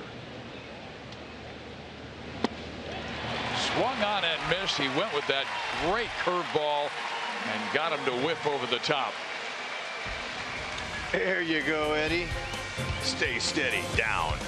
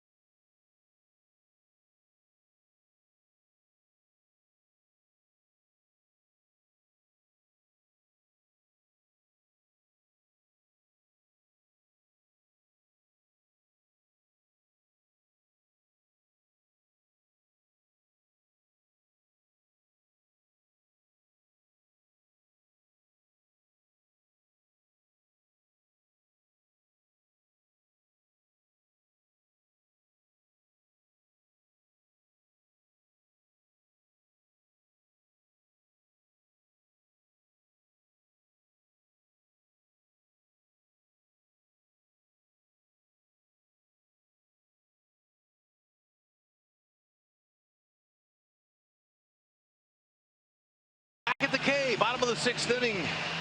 The Cleveland Indians are staying on top of the Royals. The Royals, they need a big hit. Why not this inning for the Sonic Slam? 6th inning is our Sonic Slam inning with our contestant is Dwayne Mason from Lone Jack, Missouri. If the Royals hit a home run in this inning, Dwayne will win $2,500. But if the Royals hit a grand slam, Dwayne will win 25 grand from the Sonic and the Kansas City Royals. How about setting the table, Salvi? Good inning to give away some money. Oh, how about it? Lone Jack is on edge. Dwayne needs a jack. Strike one.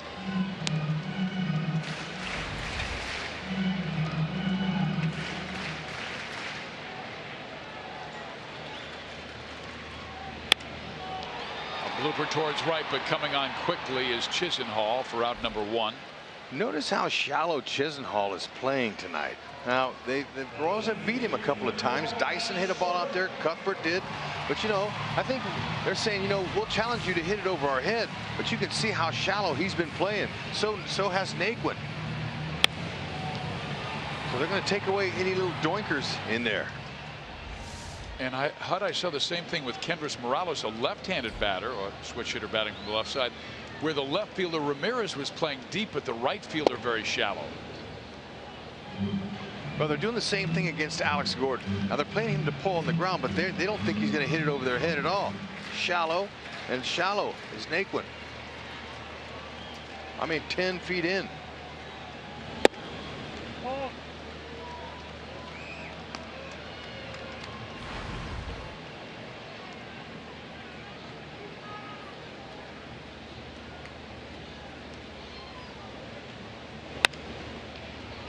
That is hit to Ramirez. 2 out. Fans vote for the Royals Player of the Month at one of the 7 Rally House locations in the Kansas City metro area. All participants will be entered to win a majestic prize pack. Cuthbert certainly a candidate. He has improved every single month and hitting .333 coming into tonight's ball game, and he's 2 for 2. So we'll have to get Dave Holtzman to update his batting average in the month of July. Meantime, our contestant Dwayne Mason from Lone Jack is looking for one. Just one Lone Jack. Cuthbert now hitting .360 in the month of July. So he certainly is a Rally House candidate for Player of the Month.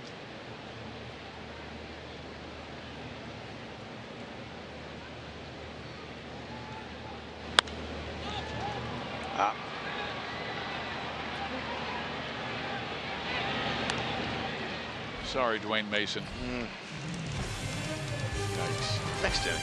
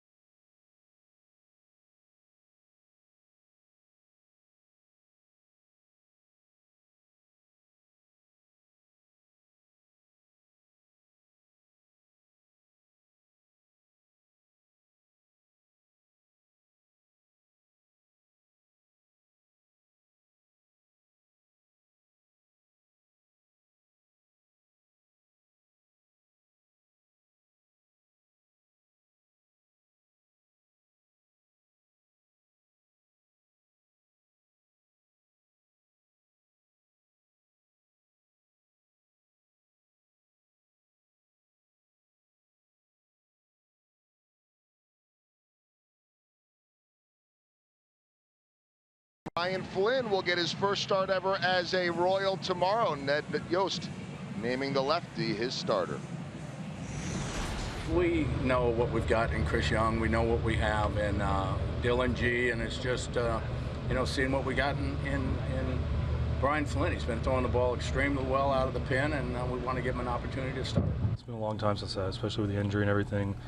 A long time since I've had to start. I've matured a lot since then, so I'm really ready for it.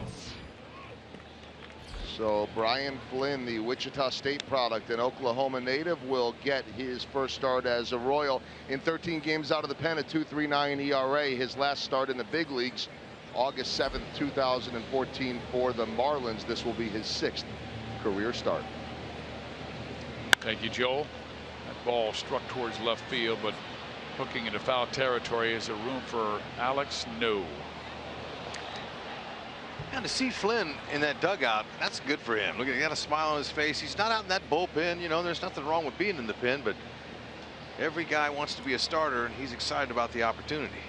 And he's mainly been a fastball slider guy out of the bullpen, but he'll add the 2 other pitches that he has in his repertoire, and the curve and the changeup. Yep. See what's working for him, but he wants early count outs so he can stay in long. He'll be on a pitch count.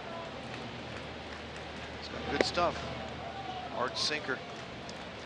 Got to have something out of our 5th starter. It's been a struggle this year. We've had Chris Young out there and Chris Medlin. That's not working right there. 4-14 with a 7 ERA. 1 through 4 guys have done a respectable job. Quite frankly, Kennedy, Duffy, Ventura with 3 solid starts in Detroit. And the ERA under 3.5. Coach Haber has begun to toss down in the Royals pen. Yeah, and Edison Volquez has done a nice job tonight. 2 runs in 6 innings. What's wrong with that? That's nothing. Cleveland Indians are averaging right at 5 runs a game.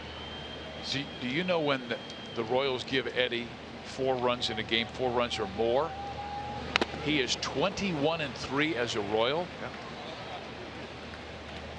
Yeah. Gotta get runs. Every pitcher will tell you that.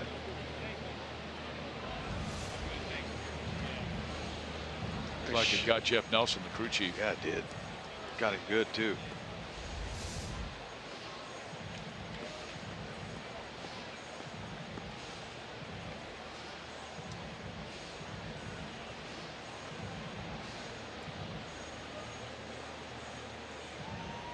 Doug Eddings is at first base, Brian Blakeney at second, and Corey Blazer at third base. And Salvi gave Jeff as much time as he needed to recover by going out and visiting with Volquez, and that's why Jeff didn't go out and break it up.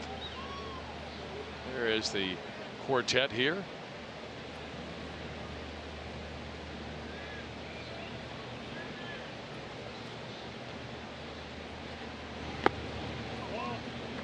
Uribe takes low, and it's a 3-2 count. This is a rather patient Indians team. They started the night walking 83 times more than Kansas City.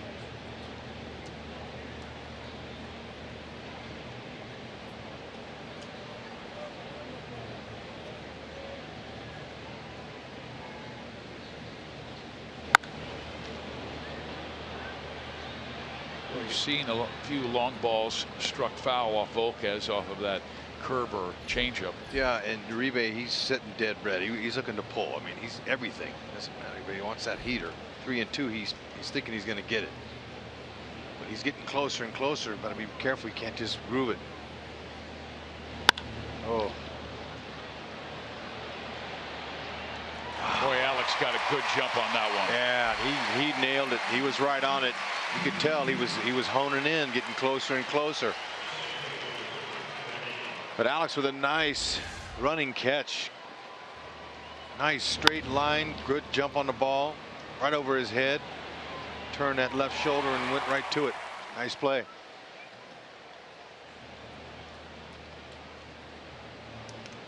Volquez and Uribe, look at that. He's saying, you missed it. Now go grab some pine.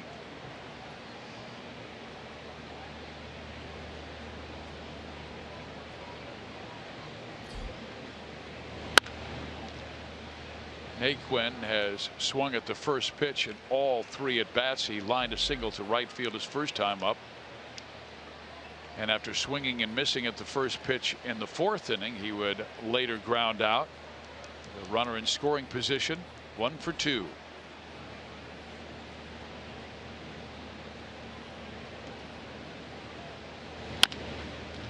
Rolls this one to Merrifield. 2 out. Panera takes us around the league as we check out some scores around baseball. New York has beaten Baltimore. Beltran 3 for 4 with a double. Detroit a final over Minnesota. Upton with a solo home run in the 2nd inning, and it holds up. And Chicago beat New York 5-1 with Rizzo going deep with a 3-run home run. So the Cubs, who had an 8-game lead over St. Louis, win their 56th game, and they're back to 20 games over 500.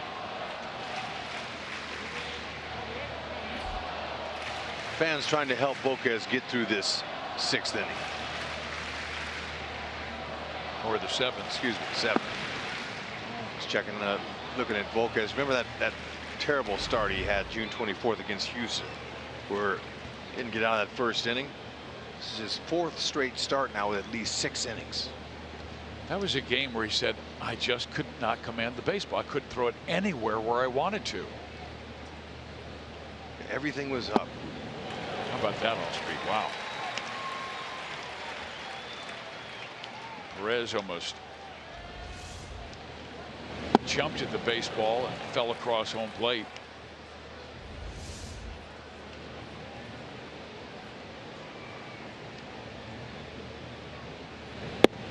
Ooh, yeah.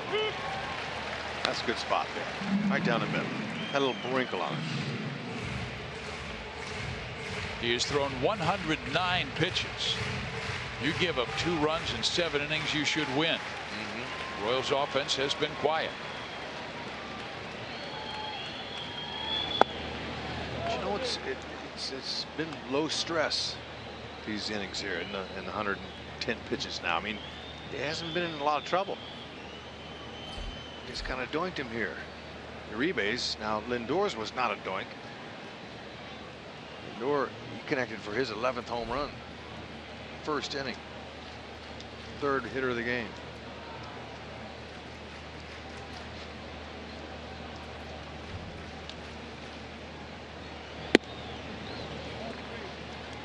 Full count at 3-2.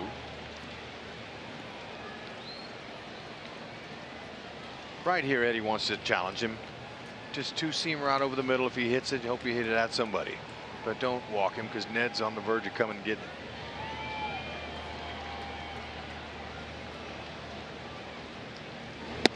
it. He struck him out. There you go.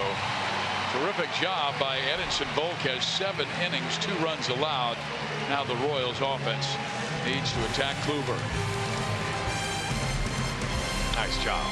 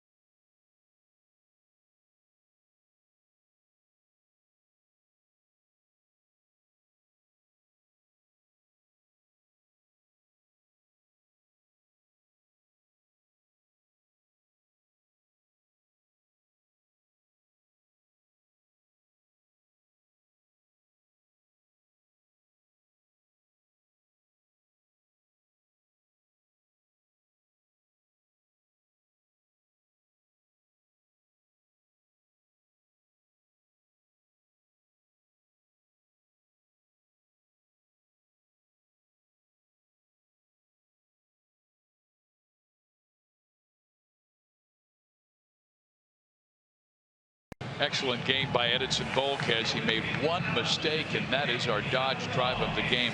The third batter he faced tonight came inside to Francisco Lindor, and this is what happened.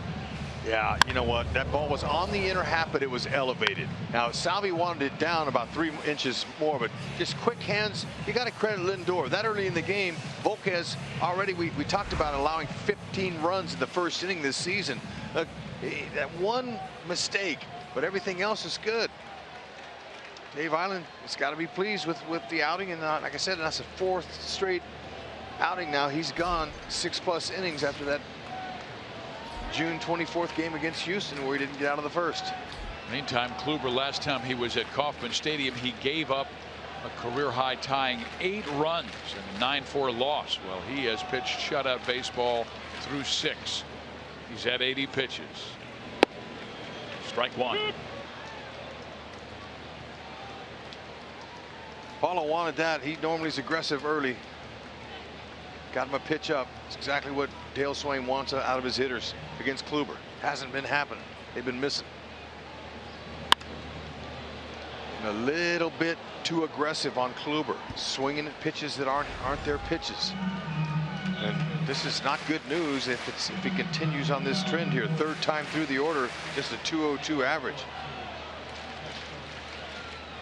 I mean, their rotation's fantastic. All 5 starting pitchers, Hud, in the top 20 ERA. Yep, there's no let up. Offense is going to be tested. And that was not a strike. Nope.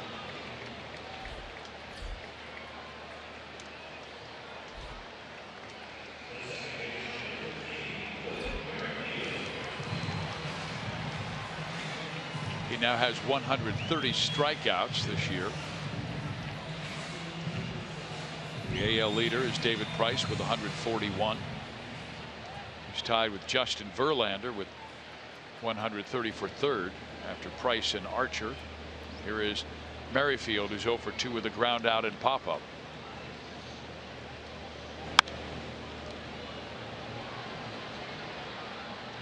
Whitley's been aggressive his first several swings against Kluber all night long. Ground out to the 3rd baseman, and it'll pop up to the 1st baseman. That was there for him and just did not square it up. Yeah, and he's just a click behind. Plus it was elevated, but that's the one they want to look for. That's exactly what Dale was talking about before the game. See it up, but you can't miss them.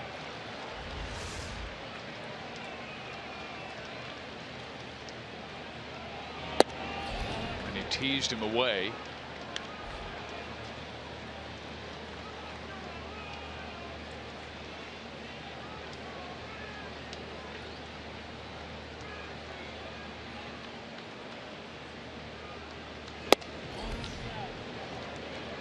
Same pitch, pretty much the same location, just inches off the plate. Kidding me? His command, he puts it exactly where he wants it.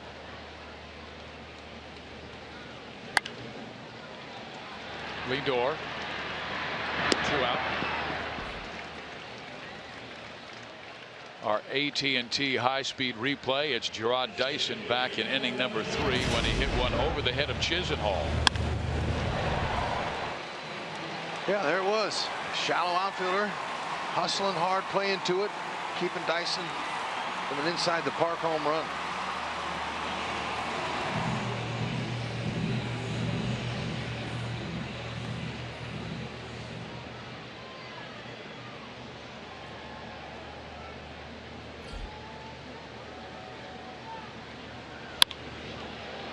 Foul.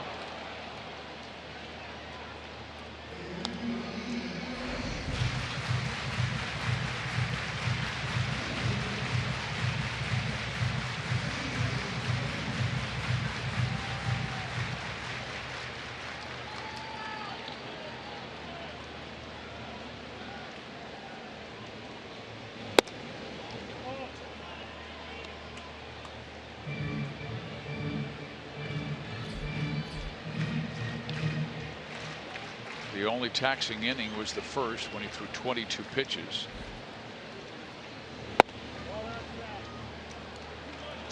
Yeah, but you know, talking about his command, he just walked 2 tonight. That was Morales in the first inning and Hosmer in the third inning, and he pitched around both of those guys, especially Hosmer in that situation with Dyson at third base.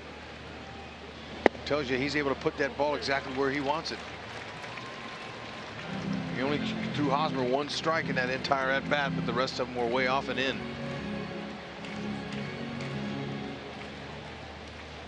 That's the whole key to pitching. It's all about location, command. It helps if you have some velocity and you can blow it by guys when you do make a mistake. But if you don't make any mistakes and you're hitting your spots and you're spinning that ball just where you want it, you're not going to hit it. Now the Royals have helped Kluber tonight by swinging at some bad pitches. There's no doubt about it. But you know, you got to credit Kluber too. He doesn't have to throw him a strike. He's not going to.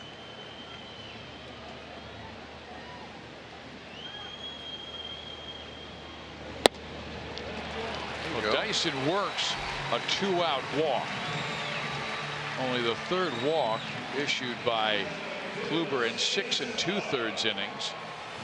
Now the tying run will come to the plate in Alcides Escobar. And fans, we don't want you to miss the 4th round of T-Shirt Tuesday tomorrow, when the Royals host Cleveland. The first 10,000 fans at the gates receive a T-shirt featuring a Forever Royal pennant presented by Phillips 66. To see all T-Shirt Tuesday designs and get tickets, visit Royals.com/T-Shirt Tuesday. Escobar up.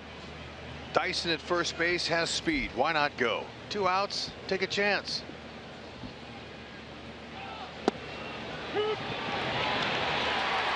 Dyson, they say, out at second base, but will the Royals challenge? The Indians are running off the field. And Ned Yost said, not so fast. But the Royals did lose their challenge, although we're in the 7th inning. And hey, look. Let's have a couple of looks. Yeah, you know what?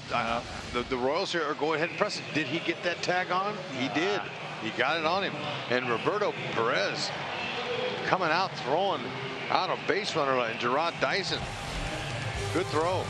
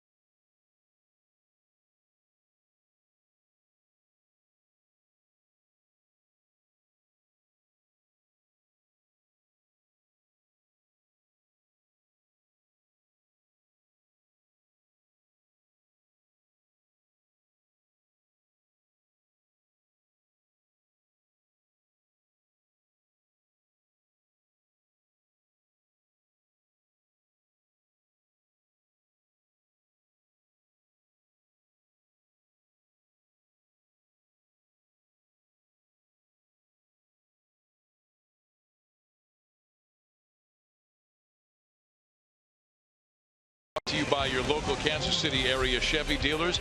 Visit us for great prices on the all-new 2016 Malibu. By Panera Bread, food as it should be, with 24 Kansas City metro locations. And by Academy Sports and Outdoors, right stuff, low price every day. Here at Kauffman Stadium, Steve Physiak, Rex Hudler, Joel Goldberg, Jeff Montgomery, and Luke Hochaver coming on. He is our Chevy call to the bullpen. Strike 1.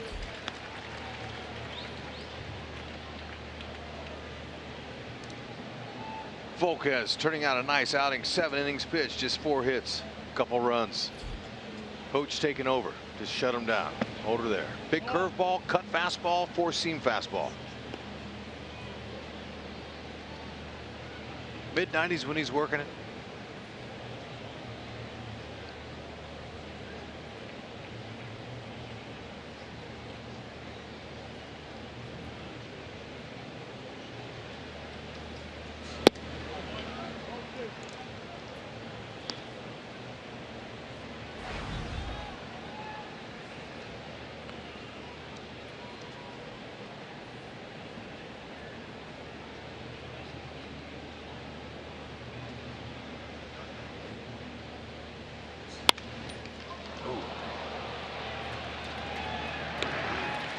Coach will take that one, even though it's a little bit more painful out than he would rather have gotten. But look, at least the ball didn't carry him off of him, and he had to run hard and tried to throw out Santana. But I think he's going to be all right. Let's see where it got him. Little one hopper right off of the left shin, looked like underneath the knee. Picks it up. So how about Phillips 66? What's left in the tank? Bullpen, last 11 games, hasn't been a lot in the tank. Hoping they can fill it up, get back out there and shut those opponents down, because that's a strength of their game. You know, the Royals at bullpen, they're not used to them springing a leak. And Kipnis with his first hit of the night. So he is 1 for 4. And Hochevar will have to face Francisco Lindor.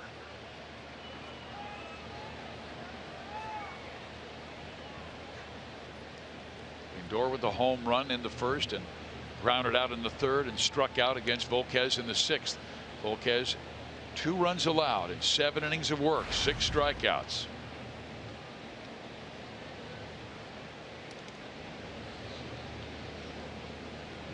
And a home run by Lindor was his first in his last 18 games. Now he rolls this back to Hoch. They've got 1. There you go. Now they're starting to fill the tank back up. Routine. He'll come backer.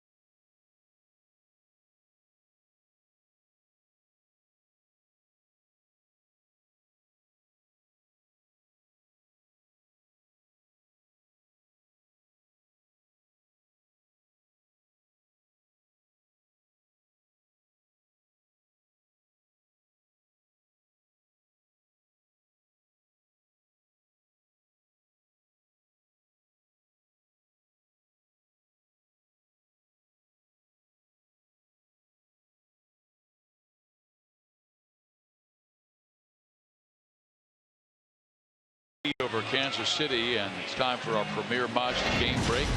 Justin Upton went deep. That was the only run needed, and the Tigers 1-0 victory over the Minnesota Twins. Matt Boyd pitched awfully well for the Tigers in that one, going 6 shutout innings, but Upton's homer won it. And there's a look at the American League Central. The Royals right now 8 games back of Cleveland, but they need to rally to cut it to 7, because the Tribe came in awfully hot, even though they had lost 7 of 12 since that brilliant 14-game win streak. And a little something going on here. Yeah, that was odd. He started to warm up. Yeah. And then, you know, I think maybe got a cramp in his right calf. That's exactly what it looked like. Yep, he's done. Well, you know, he's smiling, so that's what that was, is a cramp. You know, when that happens, anything else, another injury can occur, especially when you have a leg injury. Look at him, he's saying, I'm tight, and it's cramping. And with this kind of weather, I'm not surprised. Well, we have a Chevy call to the bullpen. We'll be right back.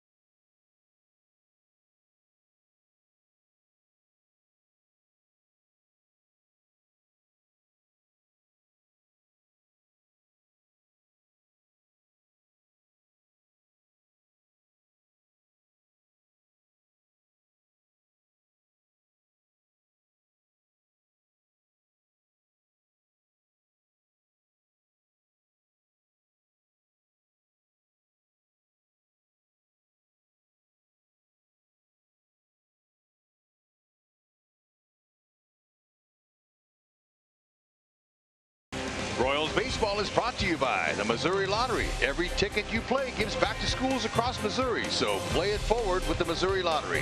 By Menards. Save big money at Menards on all your home improvement needs. And by your Midwest Ford dealers. Visit us at yourmidwestforddealers.com. Corey Kluber came out of the ball game because of that cramp in his right calf, and I'm sure the Royals are glad to see him leave after he shut them out for 7 innings and really looked solid. 8 strikeouts. Here's the winning pitcher in the All-Star game. There's Mickey Callaway, pitching coach. You can't mess around. You know, you get a cramp like that and it bothers you, and you keep throwing through that, you're going to develop another little owie somewhere else, and it could be in your arm, and that's not good. And this is an area where Cleveland must improve if they're going to win the Central and move on in postseason. Their bullpen is rather average. And Ryan Shaw, who's a setup guy, a 3.72 ERA. So they could be a buyer for a reliever out there. Never know. Shaw, cut fastball. He'll go mid-90s, low to mid-90s. Cuts that fastball, slider, curve, and a change in a funky arm angle. He throws across his body. Salvador Perez solved him back in June, though, and that was a big home run that allowed the Royals to come from behind and beat Cleveland when they swept the Tribe in 3 straight. Salvi will be coming up 4th in this inning. I mean, he is a cutter throwing pitcher. I mean, he has a lot of natural cut, but then when he wants to, he can make it look like a big curve. There it is there. And with the drop on it, Hud, it's surprising to see it at 94 miles an hour. It's got like a lot of that's natural action.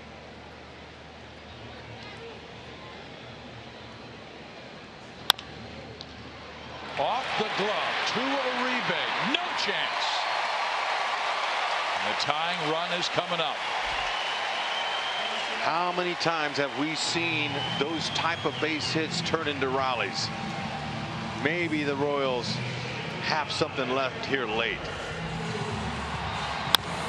Minute he touched that ball with his glove, there was no chance for Uribe to score Escobar as he smelt that knock. Any way you can.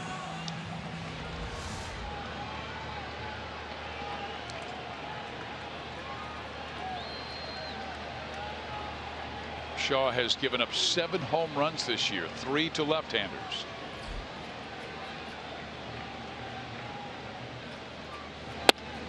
Oh, 1. They're going to try to cut him inside, tie him up so he can't get his arms extended.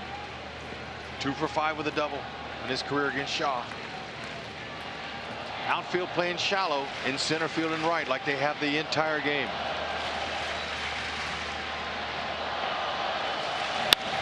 Back up the middle. First and second, nobody out.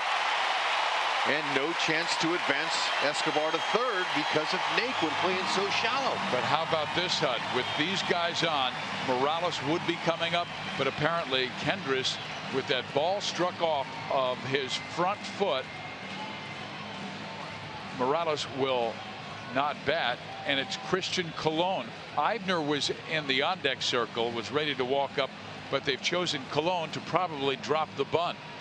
That's probably what they're thinking, Fizz. They had Eibner out there to see if he could maybe pop one out of the ballpark, but now that this is not very many times in the American League do you use a pinch hitter because of the designated hitter. But Morales having something going on, I believe it probably could be that top of that foot because Fizz, there's no protection, and he fouled that ball directly off of his right foot. And so now Colon's coming in. Obvious situation here. And Colon, not known for his power, but he can do the little things.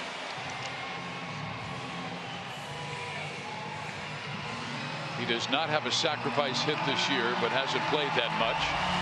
Here is that foul ball struck off of Kendris' front foot. Now, we're not exactly sure this is it, but this is a good reason for it. Ouch. You don't have your feet, you got nothing. So let's see what they're going to do here. If you're a hitter, you got to have that base. Colon, 2 sacrifices in his career. Get the first one. Get the first one down. It doesn't have to be a strike. Just bunt it and get it out of the way.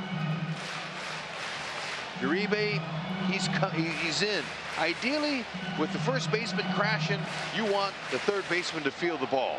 That would vacate third and get them take the out. So try to drop it right a little bit right there, right on that third base line there. Make him come get it. Not too close to the pitcher. Outside 2-0. And normally you're going to get a lot of fastballs in that situation because it's the toughest pitch to bunt. Any slider, cutter, those balls going down, it already helps the hitter get the ball on the ground.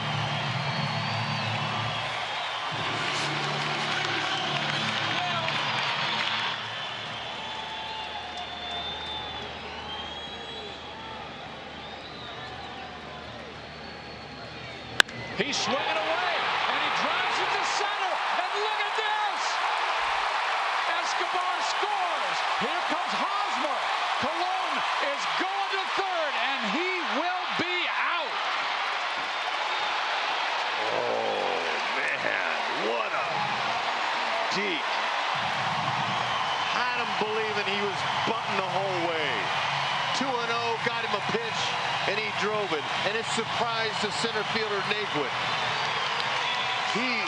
When Colon made contact with that ball, Naquin was in shock, the center fielder, playing shallow. We talked about it. Look at this, the old butcher boy. That's a beauty. In timely fashion. Cutter down the middle, thought he was getting a bunt, and he turns on it. Ties the game.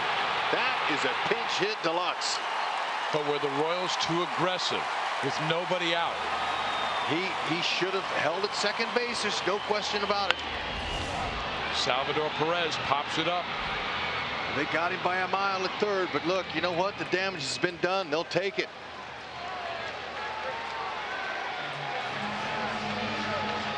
So a terrific at-bat by Christian Colon, who with a positive count.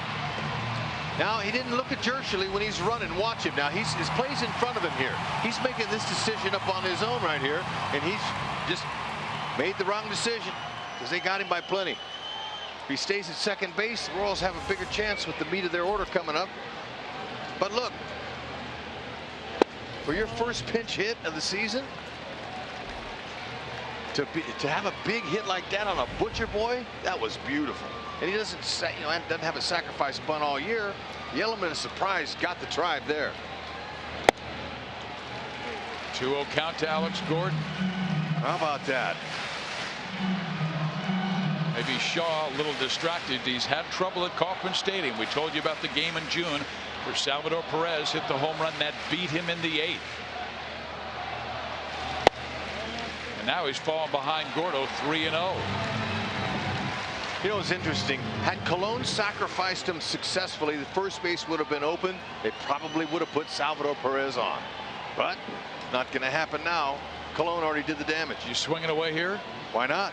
Absolutely. Outside though, ball 4.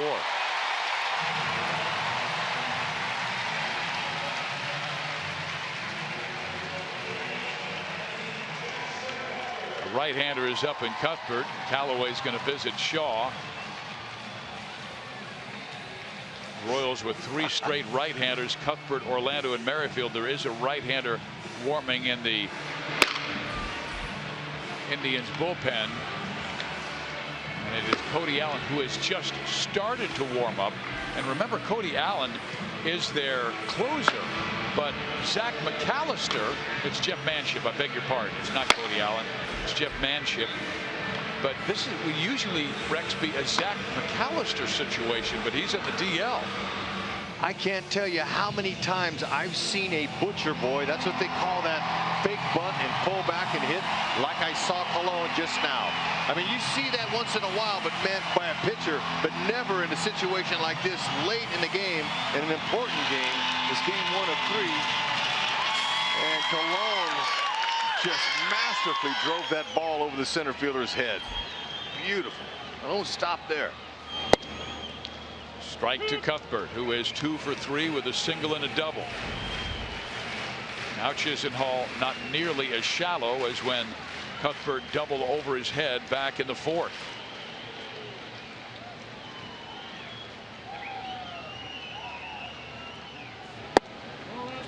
Uribe really tight to the line at 3rd, playing no doubles.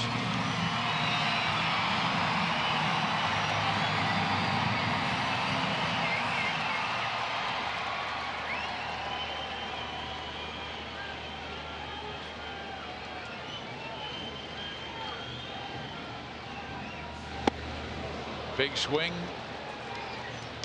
1-2.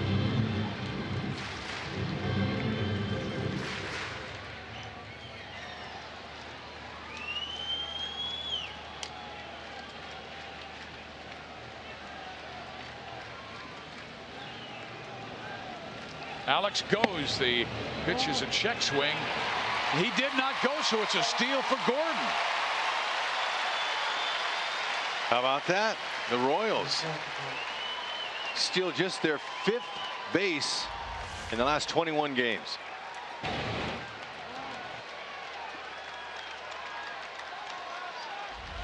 So they need a single to take the lead.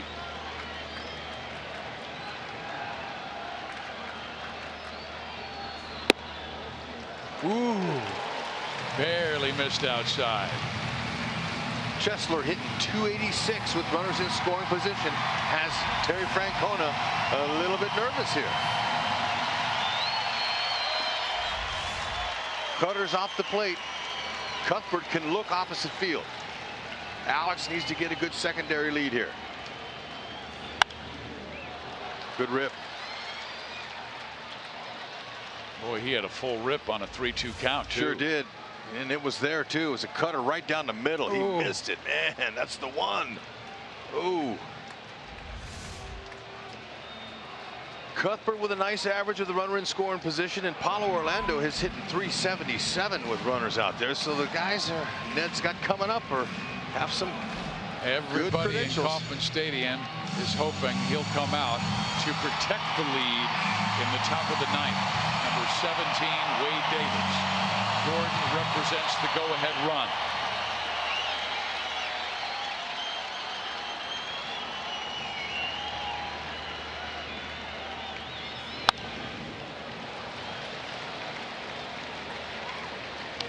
Well, he's a good battler.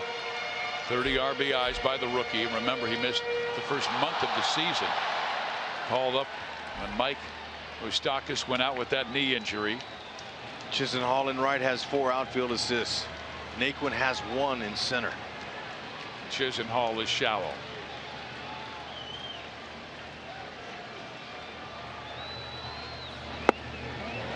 Just barely missed outside.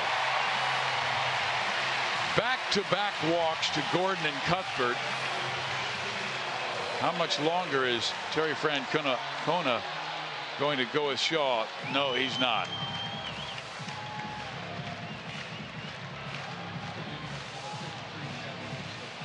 So it will be Jeff Manship coming out for Cleveland. But the Royals have come back to tie this game.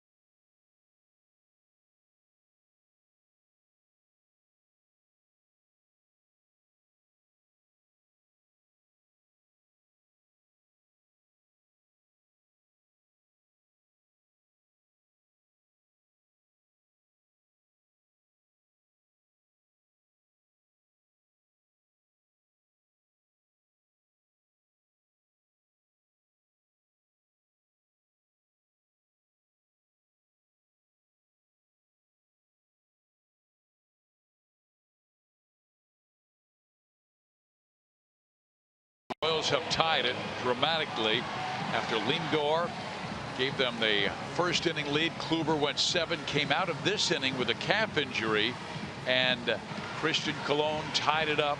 That 2-run double on the Butcher Boy. Well, you know, that's a couple different terms are used in the game for it. Whenever you square around like that, okay, you call it slug bunt or a Butcher Boy. Pull it back, short compact swing, and then shock the house, especially the center fielder Naquin. He had no idea that Colon was going to hit one out there. After squaring the bunt the first 2 times, he pulls it back and shortens it up and hits a drive. Naquin was shocked. He's thinking he don't even know how to get to the ball. He's thinking, wow, what? How did that ball get shot out there? What a pinch hit in the first of the season for Colon. Now Jeff Manship, who has been tough on right-handers this year. Righty's only batting 190, and more impressive of late. In his last 11 games, opponents 3 for 28. Well, he's similar to Shaw. He throws a cut fastball, and he'll sink his fastball curve and a good slider. So a lot of pitches going away from Paulo here.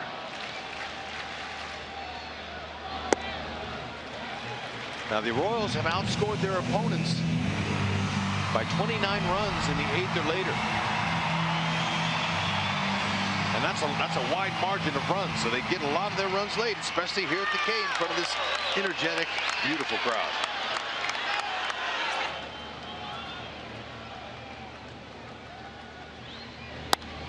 Line drive, base hit left field. Here comes Gordon. The throw to the plate. Safe!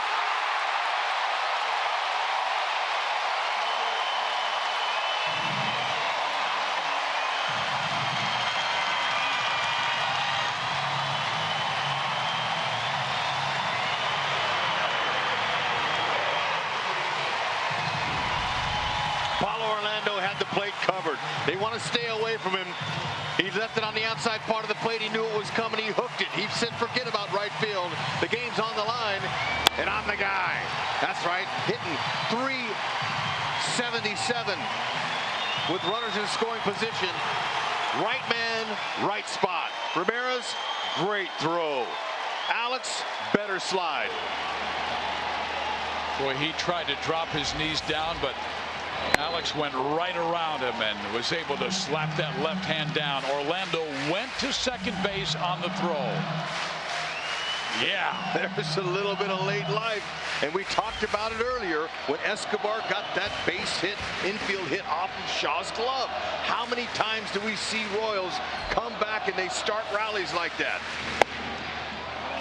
Merrifield takes outside, 2-0. Hosmer with the base hit.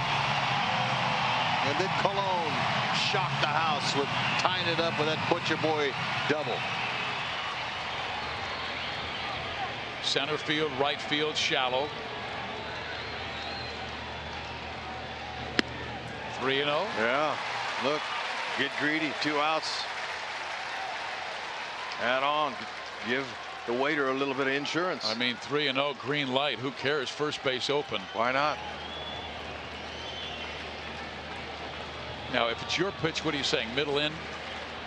I'm going right back up the middle with it if I'm convicted to swing 3-0.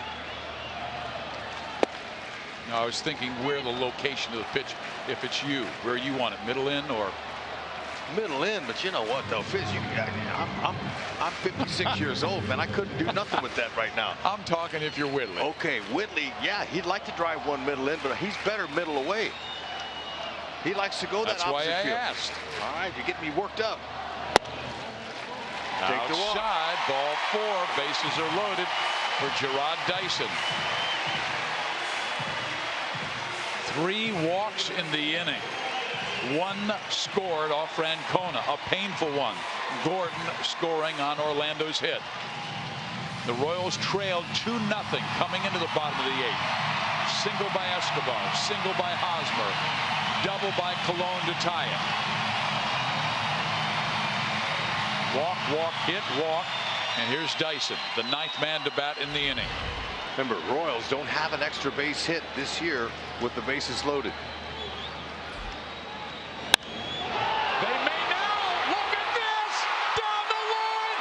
Grand slam. Are you kidding me?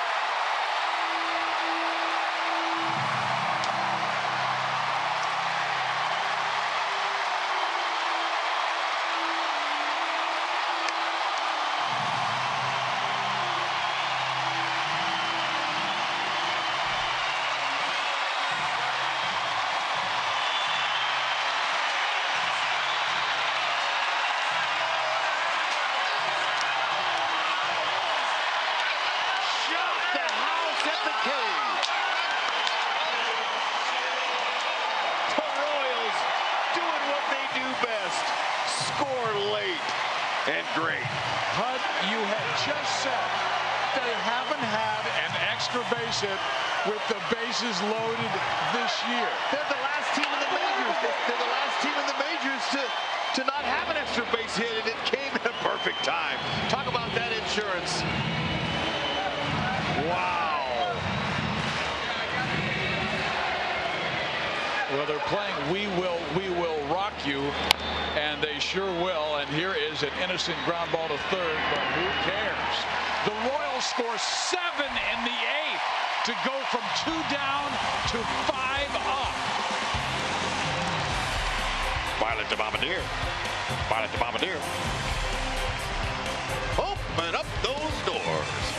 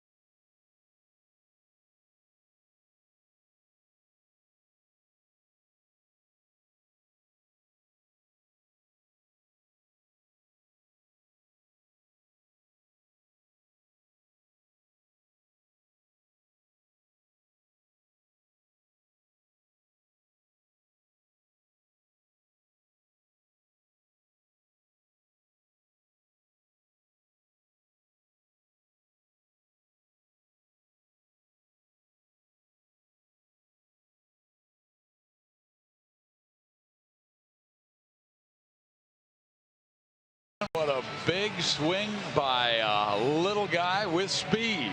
Sure was nice. And great timing for your first career grand slam. Royals up by 1, looking for some insurance. Last team in Major League Baseball that hasn't got an extra base hit with them loaded. Look at Haas. look at the two stars on the Royals. They're digging Gerard Dyson's piece of work there. There is joy in Mudville. The mighty Dyson went deep. And Davis will sit down. Chris Young now with a 5-run Royal lead will get the call, and Mike Napoli is the batter. And there is strike 1. Ooh, and man. Napoli jawing at home plate umpire Jeff Nelson. Sure, they're chapped.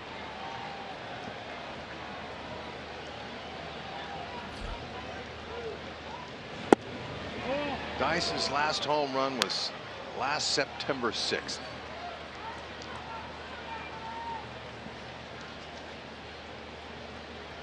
Against the White Sox. That struck pretty well. But Paulo Orlando's pretty fast, and he runs down Mike Napoli's drive. You know, we asked that sprint trivia question earlier tonight. 4 American League players active with 17 or more home runs in 9 straight seasons. Mike Napoli, of course, one of those guys, and Miguel Cabrera we were talking about being another. We did not mention Evan Longoria. We did mention David Ortiz week, so we got 3 of the 4. And Evan's got like 20 or 21 home runs. I know he had a 2-home run game yesterday. Yep. What a beautiful thing to have power.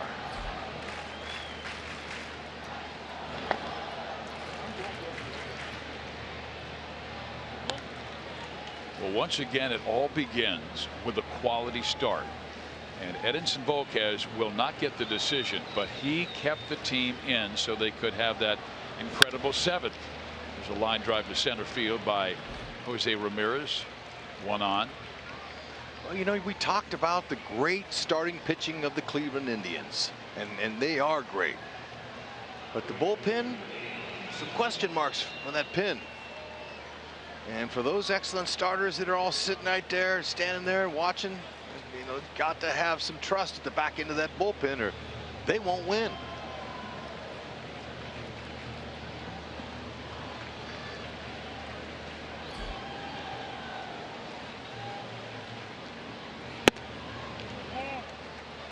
Lonnie Chisenhall 1 for 3. That was a single back in the 4th inning. Royals with 7 runs on 10 hits. Indians 2 runs, 6 hits. Chris Young, slider down, slider fastball, keep her down. Chien-Ming Wong up just in case Young can't find his rhythm. And Young's one of those guys, if you see him just once, he's really been difficult. Because he gives you that down angle from 6'10". Yeah, now Young, look, he's got 66 strikeouts in 61 innings exactly this year, so he's serviceable out of that bullpen. He's trying to find it right now, though. I don't know if Ned Yost is going to wait around for him either.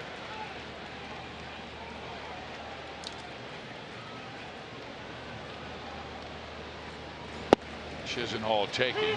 It's a 3-1 count.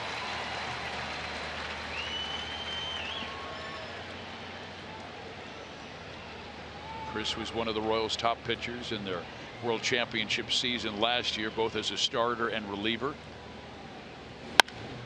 That ball whistled down the right field line and will get to the corner. Ramirez racing to third. They will hold him there. It's a double for Chisenhall. And I just saw Dave Island move down towards the bullpen phone. Wade Davis is back up. Well, you know, you would think that this is a good time and a good situation to get Young in the game. 5-run lead. Want to get him some work. But it's just not working so far here. Now he's got an out, and the ball was hit deep to the 387 mark in right center field. Paulo tracked it down. I don't know. Well, that certainly was to allow Wade Davis to get ready, just in case they need to bring him in a save situation.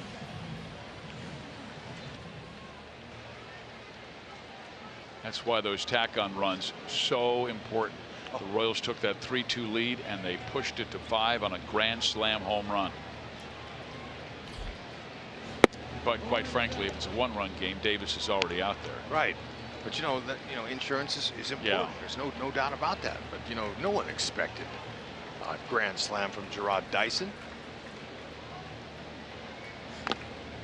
Fouled off of Salvi.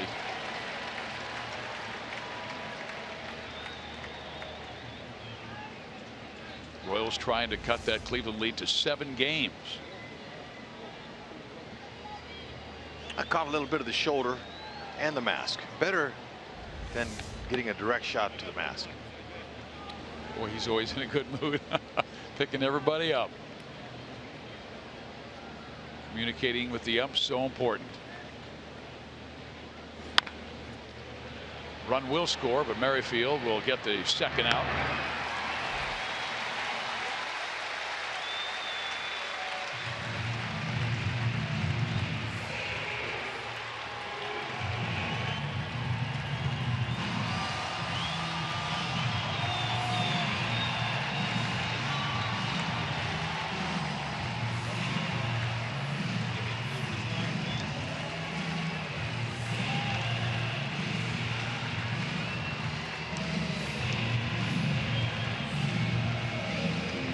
Tyler Naquin will step to the plate.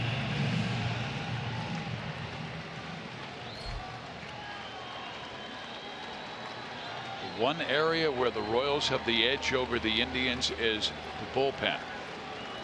Royals with a team ERA of 3 is their bullpen, and that's tops still in the American League. The Indians 6th, 3.38.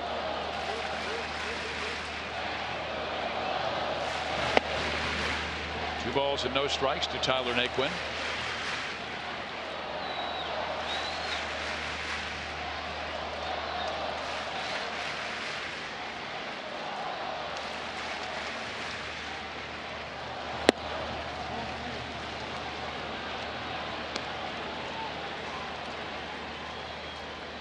Fans are getting a little bit restless here. They're got their "Let's Go Royals" chant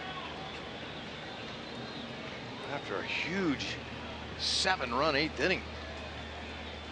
Young right there. Get back in that count.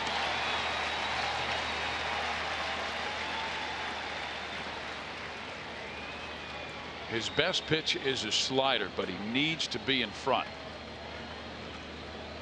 But that good fastball, and Naquin swings right through, and it's a 3-2 count, 2 out. Man at third. Royals by 4.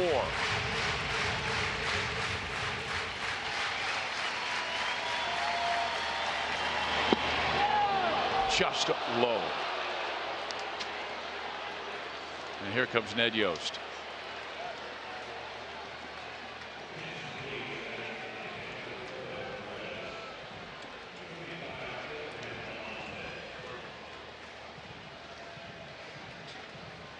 And this will be a save situation for Wade Davis.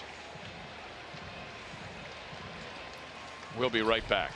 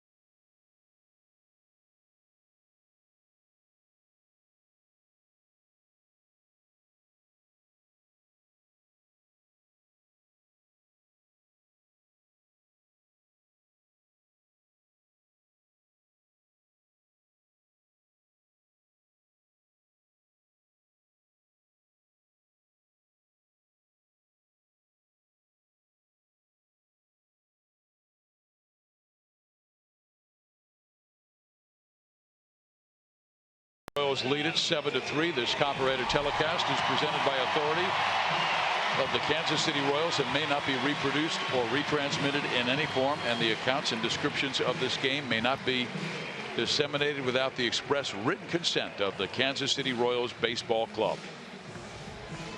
Wade Davis comes on for his 20th save this year.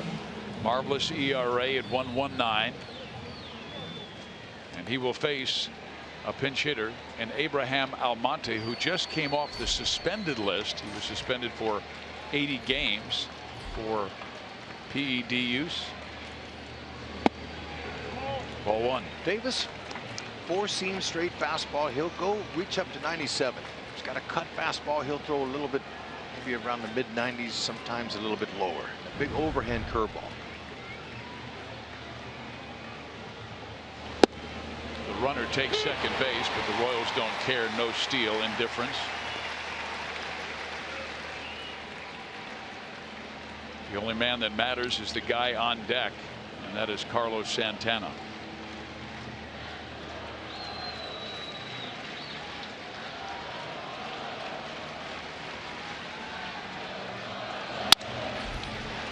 Popped it up. Perez back. Can he get there?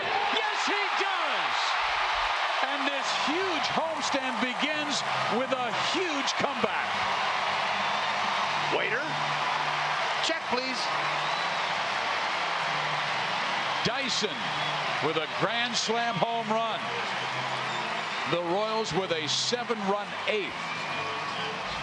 Davis with his 20th save. And how about this great play by Salvador Perez? Man, I'll tell you what, he hustled after that. He wanted it in the worst way. He says, well, you know what, no more pitch. Let's put an end to this game. Look at that, what an end of game. Got Fans dirty. love him. Why not? He is something. How about that late heroics? Again, 18th come from behind win by the world champs. Well, it started with Corey Kluber leaving the game because of the cramp injury. Yeah. And that swung the momentum. Sure did. Seventh, coming out for the eighth inning, had 95 pitches thrown. Okay, then there it goes. Escobar gets it going with the little infield hit. How many times we've seen that? Hosmer follows up with a lousy single. Now, this is the play of the year so far. The Butcher Boy. How about that? That was so clutch by Colon. And we all know he can come through in the clutch, which was evident last year in the World Series win against the Mets. And Paulo Orlando, he's the one who hit the go-ahead RBI here. Alex Gordon with a great slide late, got it in there. Here they come, and then they weren't done. How about some insurance? Gerard Dyson's first career grand slam, and the first time all year with him loaded up. The Royals got an extra base hit. How about that? Call the cops. It's been beautiful. You're having fun. Well, Joel is with two of the stars. Yeah, guess who those stars are? Gerard Dyson, Christian Colon, and I think Rusty Kuntz just said that's what power do. Gerard Dyson, first career grand slam. Tell me about that swing.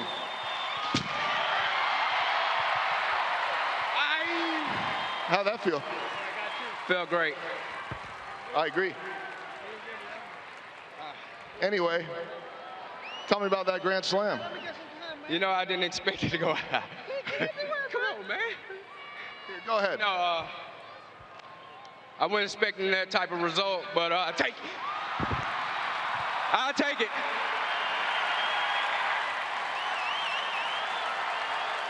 But Hey, keep on going.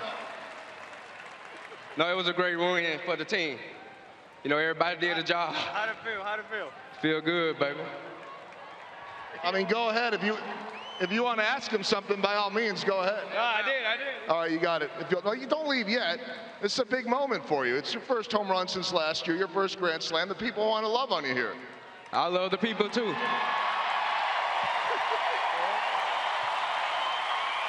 All right, last question, then we'll get to CC here. Just the energy and to be able to get that swagger back in that inning. The Indians were winning the game, but just describe that feeling of climbing back into this thing. But first off, it feels good to be at home. And Cleveland is a tough bunch over there, so every time we play against them, it's a dogfight. And we did a great job pitching, offense, and we took care of business.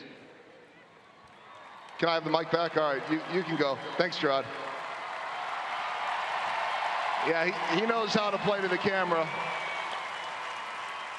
But the guy that got it all started was Christian Colon with the pinch hit. CeCe, at what point did you realize you were going in? We saw Eibner up on deck. Morales had gone out. What was the thought process there?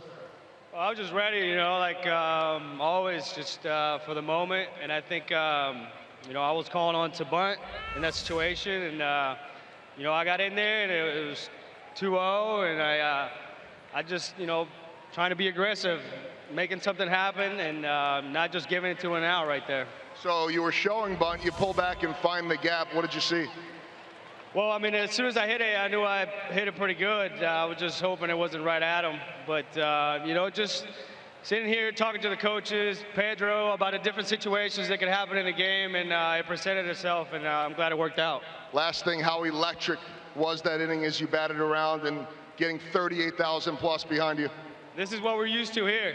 You know, this is what we do. It's come back, and we're going to continue to do that. Great job tonight. Thank you.